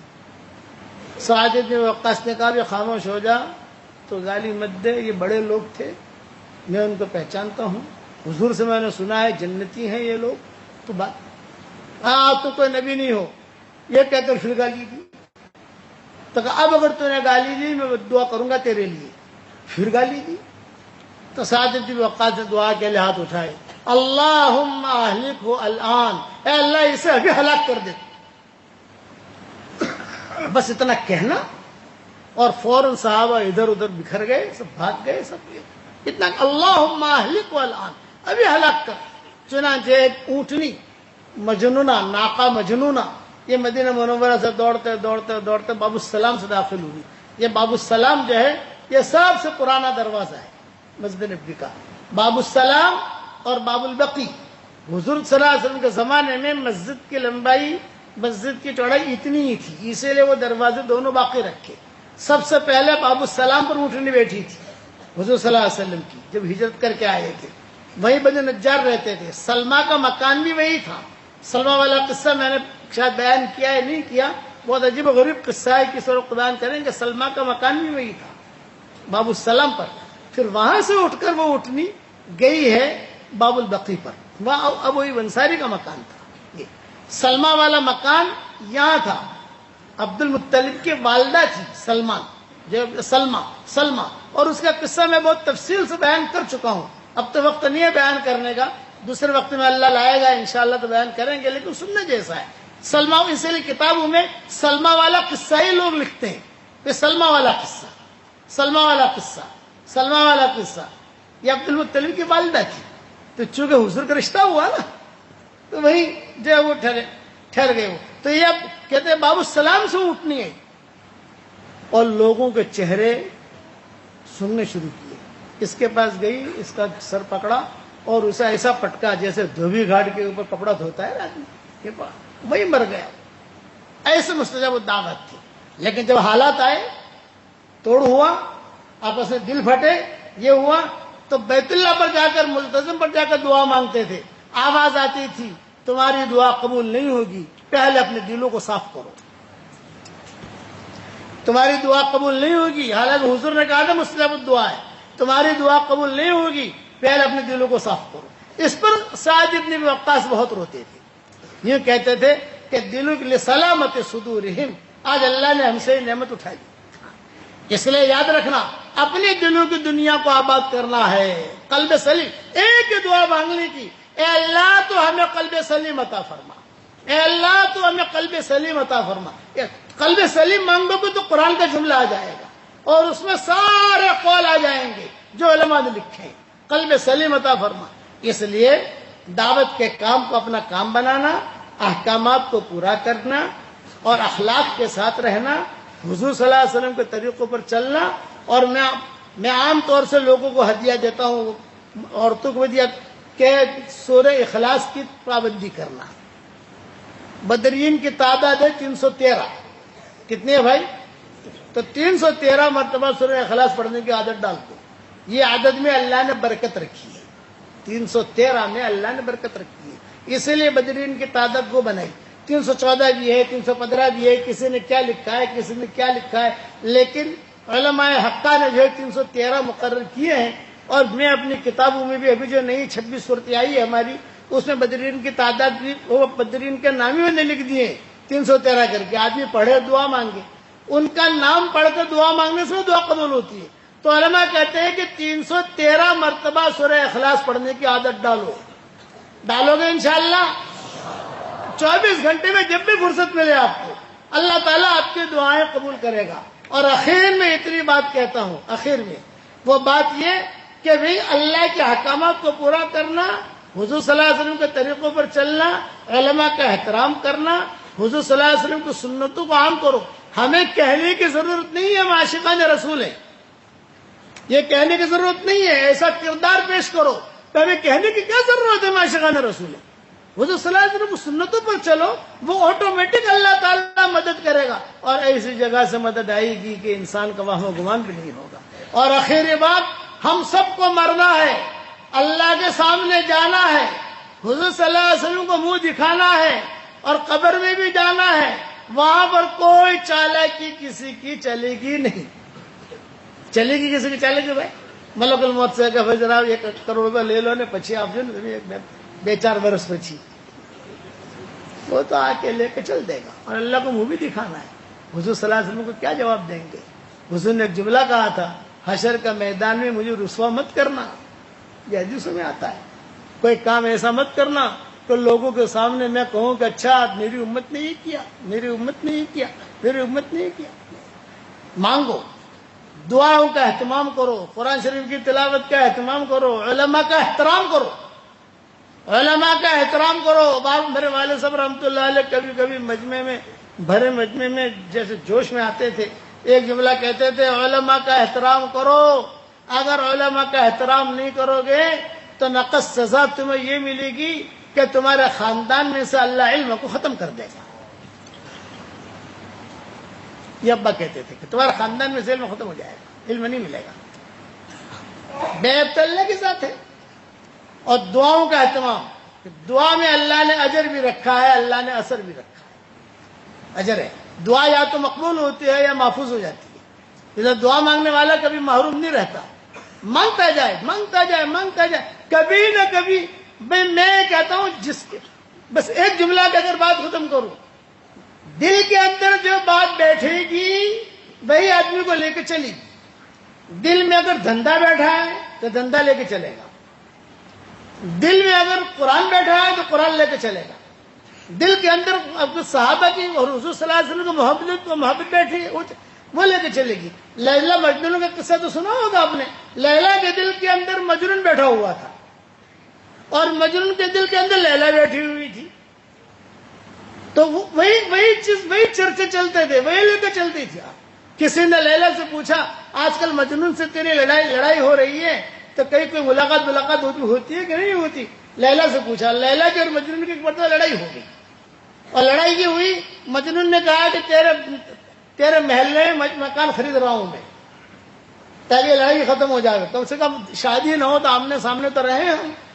یہ مجنون نے کہا. لیلا نے کہا نہیں نہیں نہیں، میرے محلے میں مت لینا، ارے ابھی اتنے فتنے فسادات ہیں، بعد میں کتنے فسادات کو. تو مجنون جو روٹ گیا، اس نے کہا کہ یار میں مکان خرید رہا ہوں، مکان تو کوئی بھی خرید سکتا ہے. تو کہا نا نا نا، میرے محلے میں تجھے آنے کی اجازت ہی نہیں.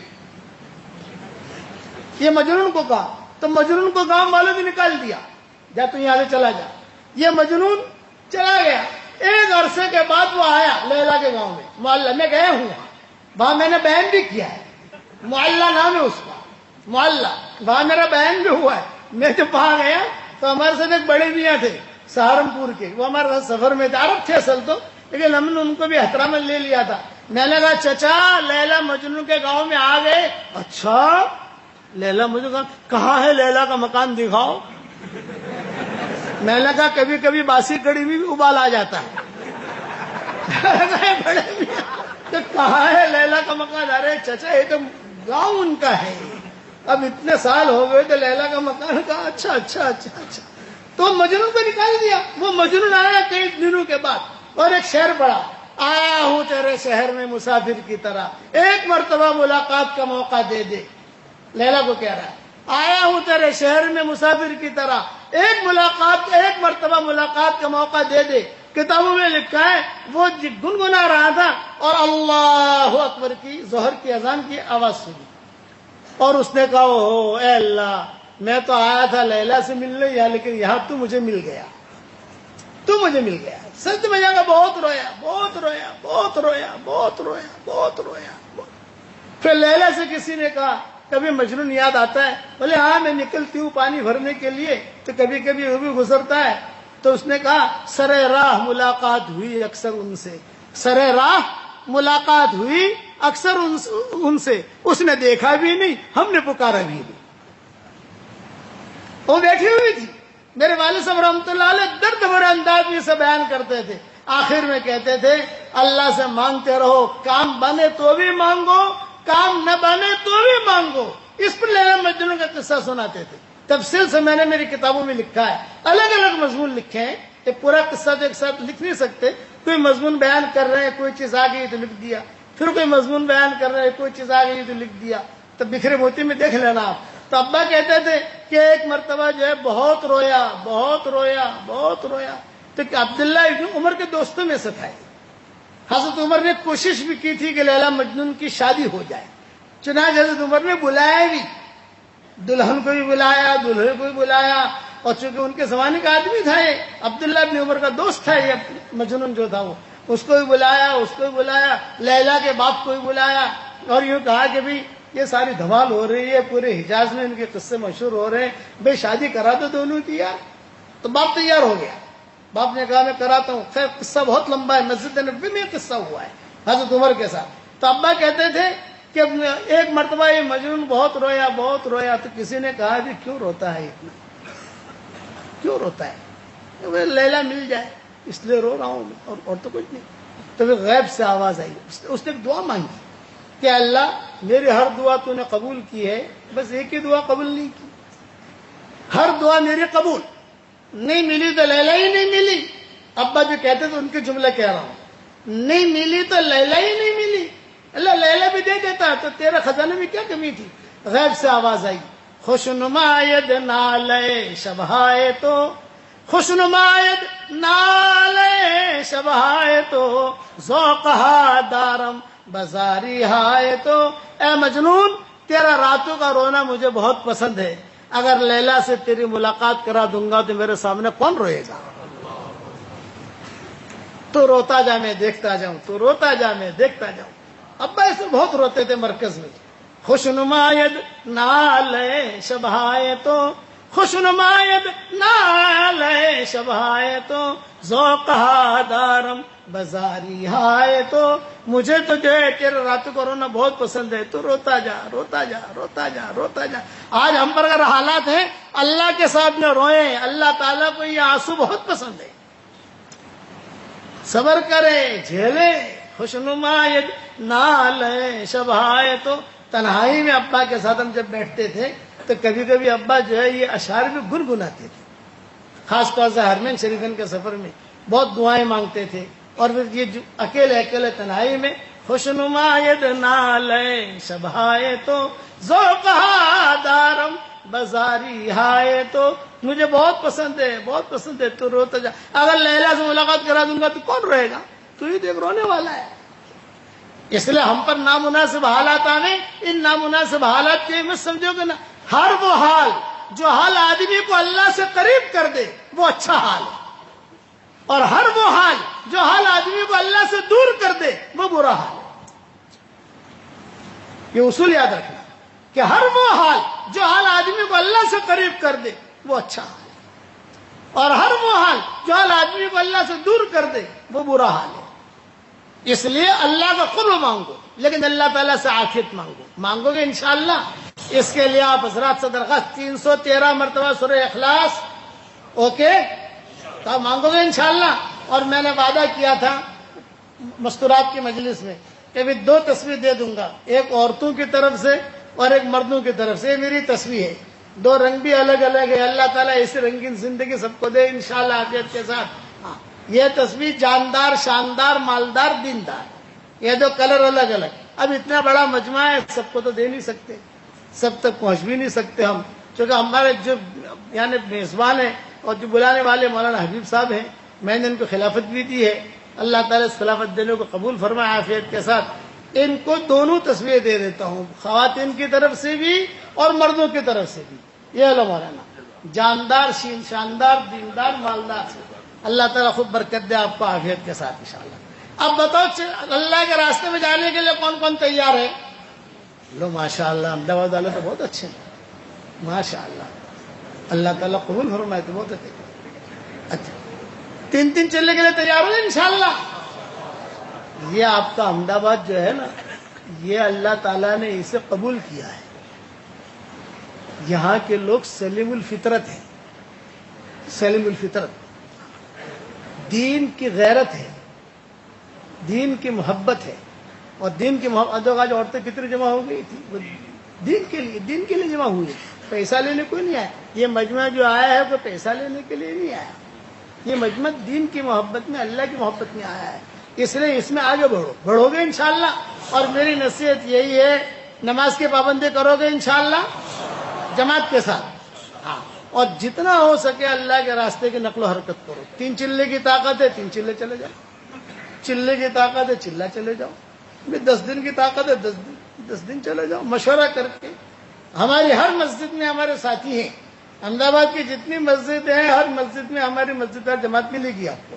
وہ آپ کی ترتیب بنے گی انشاءاللہ. کرو گے انشاءاللہ. میرے والد صاحب رحمۃ اللہ علیہ فرماتے تھے، اللہ کے بندوں کو اللہ کی طرف بلاتے رہو گے تو 100 نسلوں تک اللہ ہماری اولاد کی رعایت رکھے گا.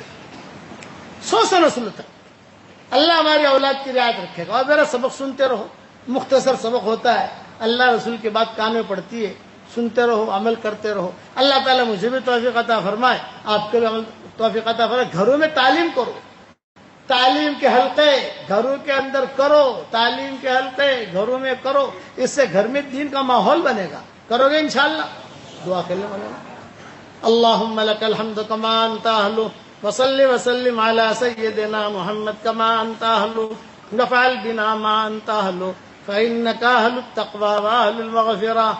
يا رب لك الحمد حمدا دائما مع دوامك، ولك الحمد حمدا خالدا مع خلودك، لك الحمد حمدا لا منتهى له دون مشيتك.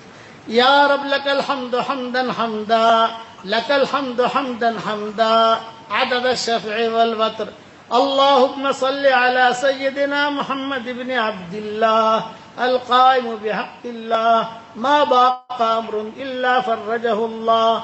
اللهم صل على سيدنا محمد وعلى آل سيدنا محمد عدد كل معلوم لك، عدد الشفع والوتر، يا ذا الجلال والإكرام. اللهم إنا نسألك الفوز في يوم القضاء، ونزل الشهداء، وعيش السعداء، والنصر على الأعداء، ومرافقة الأنبياء، يا ذا المن والعطاء، يا سميع الدعاء، يا رافع السماء. اللهم إنا نسألك موجبات رحمتك وعزائم مغفرتك والغنيمة من كل بر والسلامة من كل إثم لا تدع لنا ذنبا إلا غفرته ولا هما إلا فرجته ولا دينا إلا قضيته ولا حاجة من حوائج الدنيا والآخرة إلا قضيتها ويسرتها يا أرحم الراحمين يا مونس كل وحيد يا صاحب كل فريد يا قريبا غير بعيد يا شاهدا غير غائب يا غالبا غير مغلوب يا صريخ المستصرخين يا غياث المستغيثين يا عماد من لا عماد له يا سند من لا سند له يا عظيم الرجاء يا منقذ الخلق يا منجي الغرقى يا محسن يا مجمل يا مبدئ النعم قبل استحقاقها يا فالق الحب والنوى يا فالق الحب والنوى أعط لكل امرئ ما نوى أعط لكل امرئ ما نوى لا إله إلا أنت سبحانك إنا كنا من الظالمين اللهم لا تردنا خائبين اللهم لا تردنا حازنين اللهم لا تردنا خاسرين بل ردنا إلى ديننا ردا جميلا بل ردنا إلى ديننا ردا جميلا يا ذا الجلال والإكرام يا ذا الجلال والإكرام يا ذا الجلال والإكرام اے اللہ ہمارے گناہوں کو معاف فرما اے اللہ ہماری خطاؤں سے درگزر فرما اے اللہ اس مجلس میں شریک ہونے والوں کو قبول فرما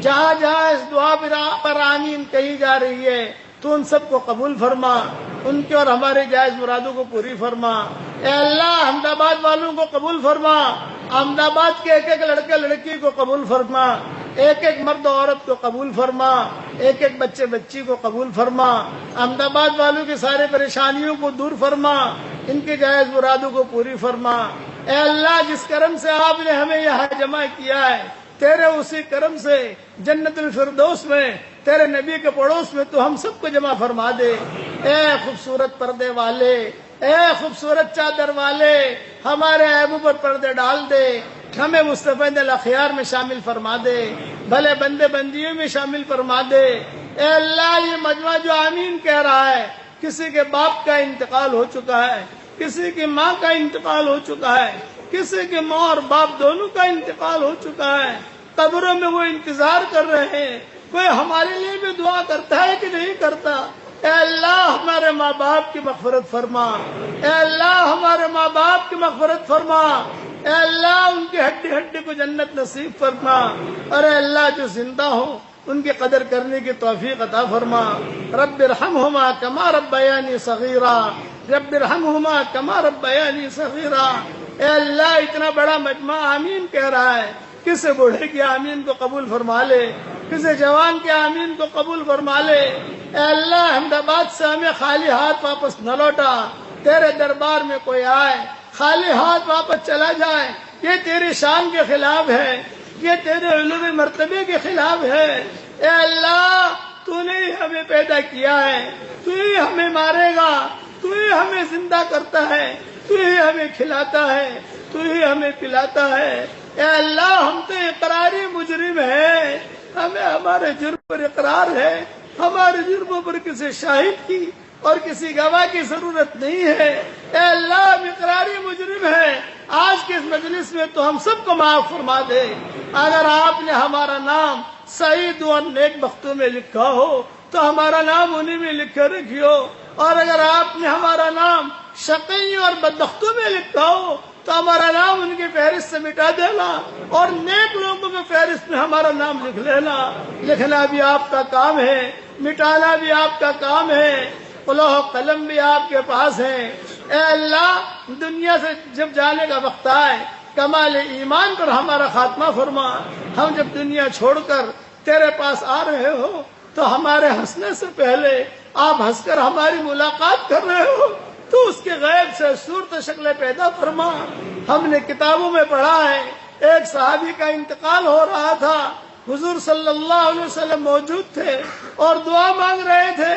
یہ تیرا بندہ ہے اور یہ میرا امتی ہے، جب یہ تیرے پاس پہنچے اس کے ہنسنے سے پہلے تو ہنس کر ملاقات کرنا تو اس کو خوشی ہوگی۔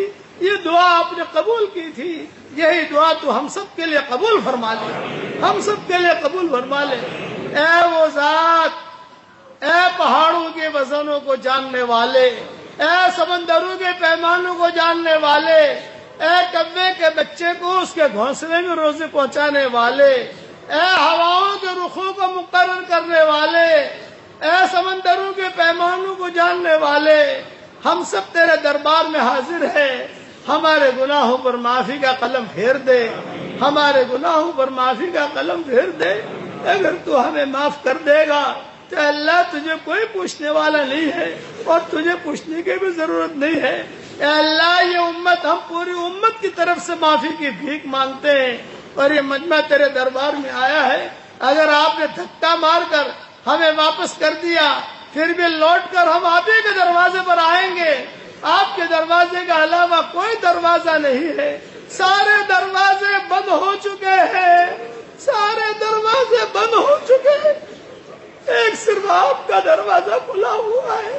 اور اگر آپ نے بھی ہمیں دھکا دے دیا تو یہ امت کہاں جائے گی کہ حضور صلی اللہ علیہ وسلم کی امت ہے؟ تیرے نبی نے بہت قربانیاں دی ہیں، تب جا کر اس امت کا وجود ہوا تھا۔ تیرے نبی نے بھوک برداشت کی، فاقہ برداشت کیا، کپڑوں کے کمی کو برداشت کیا۔ اللہ، 2 مہینے گزر جاتے تھے، گھر میں چولہا نہیں جلتا تھا، 2 مہینے گزر جاتے تھے، گھر میں چولہا نہیں جلتا تھا۔ آج ہمارے گھروں میں روزانہ چولہا جلتا ہے۔ کپڑوں کی کمی کو برداشت کیا۔ ایک دن ایسا آیا کہ کپڑا تھا ہی نہیں، صرف اظہار تھی۔ بلال آئے تو دیکھا بغیر کپڑے کے بیٹھے ہیں۔ یا اللہ، یہ سارا کچھ برداشت کیا، آج اس نبی کی امت کو پریشان کیا جا رہا ہے۔ اے اللہ، تیرے محبوب نبی کی امت کب تک پریشان رہے گی؟ صرف کلمہ پڑھنے کی وجہ سے اسے مارا جا رہا ہے۔ اے اللہ، اس امت کی حفاظت فرما، اے اللہ، اس امت کی حفاظت فرما۔ گناہ ہو گئے، اس میں کوئی شک نہیں ہے، لیکن ہم معافی مانگتے ہیں۔ اب ہم سیدھے راستے پر چلیں گے۔ ایاک نعبد و ایاک نستعین، اہدنا الصراط المستقیم، ہمیں سیدھے راستے پر چلنے کی توفیق عطا فرما۔ اے وہ پاک ذات، جو دعائیں تیرے سامنے مانگی جاتی ہے تو اس کی دعاؤں کو قبول کرتا ہے۔ اس مجلس سے ہمیں خالی ہاتھ واپس نہ لوٹا۔ جب اٹھ کر ہم ہمارے گھروں پر ہم جا رہے ہوں، تیرے آسمانوں پر اعلان ہو رہا ہو، کھڑے ہو جاؤ، تم سب کو معاف کر دیا گیا، کھڑے ہو جاؤ، تمہیں درگزر کر دیا گیا، کھڑے ہو جاؤ، تمہارے گناہوں کو نیکیوں سے بدل دیا گیا۔ اے اللہ، تیرا چاہ لینا کافی ہے، تو بہت بڑی قدرت والا ہے، تو بہت بڑی قدرت والا ہے۔ حضرت عمر کے بارے میں تو نے ہدایت کا فیصلہ کیا، حضرت حمزہ کے بارے میں تو نے ہدایت کا فیصلہ کیا، خالد بن ولید کے بارے میں تو نے ہدایت کا فیصلہ کیا۔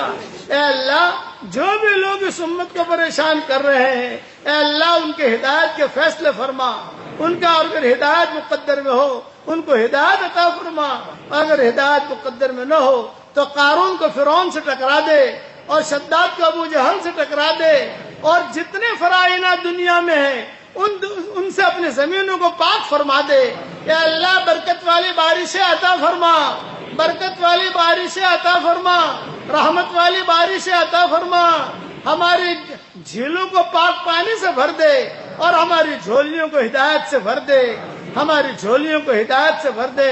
جہاں جہاں بارش کی ضرورت ہے وہاں برکتوں والی بارش عطا فرما۔ اے اللہ، جس نے بھی مجھ سے دعاؤں کے لیے کہا ہو یا دعاؤں کے لیے خطوط میں لکھا ہو، جن کا ہم پر کسی قسم کا حق اور احسان ہو، یا جو ہمیں اپنی دعاؤں میں یاد کرتے رہتے ہوں، مائیں بہنیں اپنی دعاؤں میں یاد کرتی رہتی ہوں، ہماری ساری دعاؤں میں ان کا پورا پورا حصہ نصیب فرما۔ اے اللہ، ہماری ساری دعاؤں میں ان کا پورا پورا حصہ نصیب فرما۔ جن کے لڑکے اور لڑکیاں شادی کے لائق ہیں، غیر شادی شدہ ہیں، بہترین جوڑوں کا ان کے لیے انتظام فرما۔ جو بھی اولاد ہیں، نیک صالح اولاد انہیں نصیب فرما۔ جن کے اولاد تو ہے مگر نافرمان ہیں، ان کے نافرمان اولاد کو فرما بردار بنا دے۔ اے اللہ جس کے دل میں جو جائز مرادیں ہوں آپ جانتے ہیں، آپ کے بندے اور بندیاں جانتی ہیں، عافیت سے ان سب کی جائز مرادوں کو پوری فرما۔ اے اللہ تیرے دربار میں کوئی آئے خالی ہاتھ واپس چلا جائے یہ تیری شان کے خلاف ہے، یہ تیرے علم مرتبے کے خلاف ہے۔ اے اللہ تیرے دربار میں 100 کا قاتل پہنچا تو نے معاف کر دیا، تیرے دربار میں بدکار عورت پہنچی تو نے معاف کر دیا، اب تیرے دربار میں ہم جیسے گنہگار بھی آئے ہیں، ہمارے گناہ تیرا کوئی نقصان نہیں پہنچا سکتے، اور اگر تو معاف کر دے گا تو تیری دریائے مغفرت میں سے کمی واقع نہیں ہوگی۔ ہمیں تقوی کا لباس پہنا دے، ہمیں زہد کا لباس پہنا دے، ہمیں عافیت کا لباس پہنا دے، ہمارے آنکھوں میں تیری محبت کا سرما لگا دے، ہمارے دلوں میں تیری معرفت کا نور کوٹ کوٹ کے بھر دے، اور ہمارے سفر کو تو قبول فرما۔ اے اللہ پورے احمد آباد والوں کو قبول فرما، جو زمینوں کے اوپر ہے ان کو بھی معاف فرما، اور جو زمینوں کے نیچے ہے ان کو بھی معاف فرما۔ اے وہ پاک ذات جب تیرے سامنے کوئی دعا مانگی جاتی ہے تو واپس لوٹاتے ہوئے تو شرماتا ہے۔ ہم نے کتابوں میں پڑھا ہے موسیٰ علیہ السلام نے کہا ہے کہ اللہ تعالیٰ تو نے موسیٰ علیہ السلام سے کہا اے موسیٰ جب کوئی میرا نیک بندہ مجھ سے دعا کرتا ہے تو میں ایک مرتبہ لبیک کہتا ہوں، اور جب میرا گنہگار بندہ مجھ سے دعا کرتا ہے میں 3 مرتبہ لبیک کہتا ہوں۔ میرا نیک بندہ مجھ سے دعا کرتا ہے میں 1 مرتبہ لبیک کہتا ہوں، اور جب کوئی گنہگار مرد اور عورت دعا کرتے ہیں میں 3 مرتبہ لبیک لبیک لبیک کہتا ہوں۔ موسیٰ علیہ السلام نے پوجا کیا، یہ فرمایا کہ وہ جو دیندار ہے اس کو تو اس کی نیکیوں کا سہارا ہے، اور جو گنہگار ہے اس کو میرے علاوہ کوئی سہارا ہی نہیں ہے، میرے علاوہ کوئی سہارا ہی نہیں ہے، اس لیے میں 3 مرتبہ کہتا ہوں لبیک لبیک لبیک۔ اے اللہ یہ گنہگاروں کا مجمع جمع ہوا ہے، اے اللہ تو ہم سب کو معاف فرما دے۔ لوگ اللہ والوں کو ڈھونڈتے ہیں اور تیرے فرشتے گناہوں کی مجلسوں کو گنہگاروں کو ڈھونڈتے ہیں، اے اللہ تیری رحمت گنہگاروں کو ڈھونڈتی ہے، یہ گنہگاروں کا مجمع یہاں جمع ہے تو ہم سب کو معاف فرما دے، ہماری جائز مرادوں کو پوری فرما۔ اے اللہ جو بیمار ہوں ان کو شفائے کاملہ عاجلہ دائمہ مستمرہ عطا فرما، اور حضرت محمد صلی اللہ علیہ وسلم پر بہترین رحمت نازل فرما، بہترین رحمت نازل فرما، بہترین برکت نازل فرما۔ جب تک سورج اگتا رہے آپ پر رحمت نازل فرما، جب تک ہوائیں چلتی رہے آپ پر رحمت نازل فرما۔ ہم نے کتابوں میں پڑھا ہے 8 قسم کی ہوائیں ہوتی ہیں، اور 8 قسم کی ہوائیں الگ الگ طور پہ چلتی ہیں۔ جب بھی یہ 8 قسم کی ہوائیں چلتی رہیں تیرے نبی پر رحمت نازل فرما، جب تک سمندروں میں پانی باقی رہے تیرے نبی پر رحمت نازل فرما۔ اے اللہ جب تک جنت جہنم باقی رہے تیرے نبی پر رحمت نازل فرما، جب تک زمین دانہ اگاتی رہے تیرے نبی پر رحمت نازل فرما، جب تک قمریاں بلبلیں چہچہاتی رہے تیرے نبی پر رحمت نازل فرما، تیرے شان رحمت نازل فرما، اور تیرے نبی کو بہترین جزائے خیر عطا فرما۔ ہر پیر اور جمعرات کو تیرے نبی کے دربار میں امت کے حالات پہنچتے ہیں، اے اللہ یہ جمعرات جو آ رہی ہے اس وقت میں تیرے نبی کی امت کے جو حالات تو پہنچائے، ایسے حالات پہنچاوے جو تیرے نبی کو ٹھنڈک محسوس ہو، تیرے نبی خوش ہو جائے۔ اے اللہ ہم سب کو تجھ سے بہت محبت ہے، تیرے نبی سے بہت محبت ہے، تیرے قرآن سے بہت محبت ہے، تیرے دین سے بہت محبت ہے۔ اے اللہ اس محبت کی قسم تو ہمیں تیرے دین پر چلنے کی توفیق عطا فرما، اس مدرسے کو قبول فرما، پڑھنے والوں کو قبول فرما، پڑھانے والوں کو قبول فرما، اور مدرسین کو قبول فرما، اور خوب ترقیات سے نواز دے۔ اے اللہ میری تشکیل پر جو روزانہ 313 مرتبہ سورہ اخلاص پڑھنے کی عادت ڈالے، اے اللہ اس کی ساری دعاؤں کو قبول فرما، اس کی ساری جائز مرادوں کو پوری فرما، اور اللہ اس کی ساری پریشانیوں کو دور فرما۔ اے اللہ آخر میں ایک جملہ کہتا ہوں، ہمیں مانگنا نہیں آتا مگر تجھے دینا تو آتا ہے۔ اے اللہ ہمیں مانگنا نہیں آتا مگر تجھے دینا تو آتا ہے، اپنے کرم سے تو ہمیں عطا فرما دے، اپنے فضل سے عطا فرما دے۔ حرمین شریفین کی حفاظت فرما، دینی مکاتب اور مدارس کی حفاظت فرما، حشر کا میدان کی رسوائیوں سے حفاظت فرما، تیرے نبی کی سفارش تو ہم سب کو نصیب فرما، سنتوں پر چلنے کی ہمیں توفیق عطا فرما، اور حضرت محمد صلی اللہ علیہ وسلم نے جتنی خیر کے لائن کی دعائیں مانگی ہیں وہ ساری کی ساری ہمارے لیے مقدر فرما، اور جن شرور سے پناہ چاہی ہو ان شرور سے تو ہماری حفاظت فرما۔ اے اللہ، آپ کے وہ مبارک 8 نام جو آپ نے سورج پہ لکھے، اور آپ کے وہ نام جو آپ نے سارے ستاروں پہ لکھے، اور آپ کے وہ نام جو آپ نے شعرا پہ لکھے، شعرا ایک ستارے کا نام ہے جو عرب اس کو پوجا کرتے تھے، اس پر بھی تو نے نام لکھے، اور آپ کے وہ مبارک نام جو آپ نے صحرا پہ لکھے، اور آپ کے وہ مبارک نام جو آپ نے چاند پہ لکھے، اور آپ کے وہ مبارک نام جو آپ نے سورج پہ لکھے، اور آپ کے وہ اسماء حسنی جو آپ نے کرسی پہ لکھے، اور آپ کے وہ اسماء حسنی جو آپ نے عرش پہ لکھے، اور آپ کے وہ اسماء حسنی جو آپ نے طوبہ درخت کی جڑوں میں لکھے اور اس کے پتوں پہ لکھے، اور آپ کے وہ اسماء حسنی جو آپ نے سدرۃ المنتہا پہ لکھے، اور آپ کے وہ اسماء حسنی جو آپ نے جنت عدن میں لکھے، اور آپ کے وہ اسماء حسنی جو آپ نے جنت الفردوس میں لکھے، اور آپ کے وہ اسماء حسنی جو آپ نے بیت معمور پہ لکھے، اور آپ کے وہ اسماء حسنی جو آپ نے فرشتوں کے ماتھوں پہ لکھے، اور آپ کے وہ اسماء حسنی جو آپ نے فرشتوں کو سکھائے ہیں۔ یہ فرشتے آسمانوں سے زمین پر آتے ہیں اور زمینوں سے آسمانوں پر جاتے ہیں، تیرا نام پڑھتے ہیں اور وہ آسمانوں پہ چلے جاتے ہیں، تیرا نام پڑھتے ہیں آسمانوں سے زمینوں پر آتے ہیں۔ تو نے آنے جانے کی ٹکٹ دے رکھی ہے ان کو، وہ اسی ٹکٹ سے آتے ہیں جاتے ہیں۔ آپ کے وہ اسماء حسنی جو آپ نے نبیوں کے دلوں پہ لکھے، اور آپ کے وہ اسماء حسنی جو آپ نے سمندروں کے کناروں پہ لکھے، اور آپ کے وہ اسماء حسنی جو آپ نے آسمانوں کے کناروں پہ لکھے، اور آپ کے وہ اسماء حسنی یہ بہت بڑا سمندر آپ نے پیدا کیا ہے جو صحیح حدیثوں میں ہم نے پڑھا ہے 7ویں آسمان کے اوپر ہے، سب سے بڑا سمندر وہی ہے، اس کے ایک ایک قطرے پر تو نے تیرا نام لکھا ہے، ایک ایک لہر پر تو نے تیرا نام لکھا ہے، اور اس کے اوپر تو نے تیرا عرش تیار کر رکھا ہے، اس کے اوپر تو نے تیری کرسی تیار کر رکھی ہے، ان سبوں پر تو نے تیرا نام لکھے ہیں، ان سب آپ کے وہ مبارک نام جو آپ کے قرآن میں نازل کیے ہیں، اور آپ کے وہ اسماء حسنی جو تورات اور زبور اور انجیل میں نازل کیے ہیں، اور آپ کے وہ اسماء حسنی جو آپ نے صفا اور مروہ کی جڑوں میں لکھے ہیں، اور آپ کے وہ اسماء حسنی جو زمزم کے کنویں کے جڑوں میں لکھے ہیں،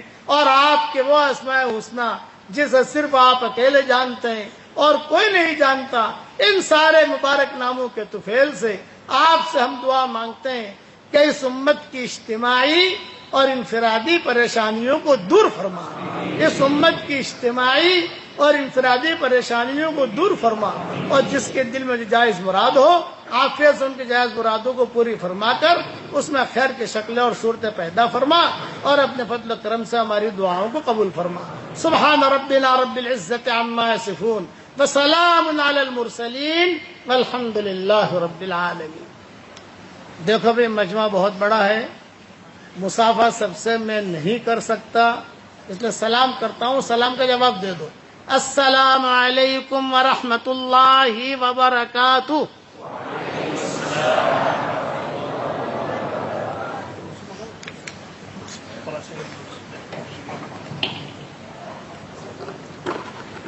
ایک اعلان سماعت فرمائیں۔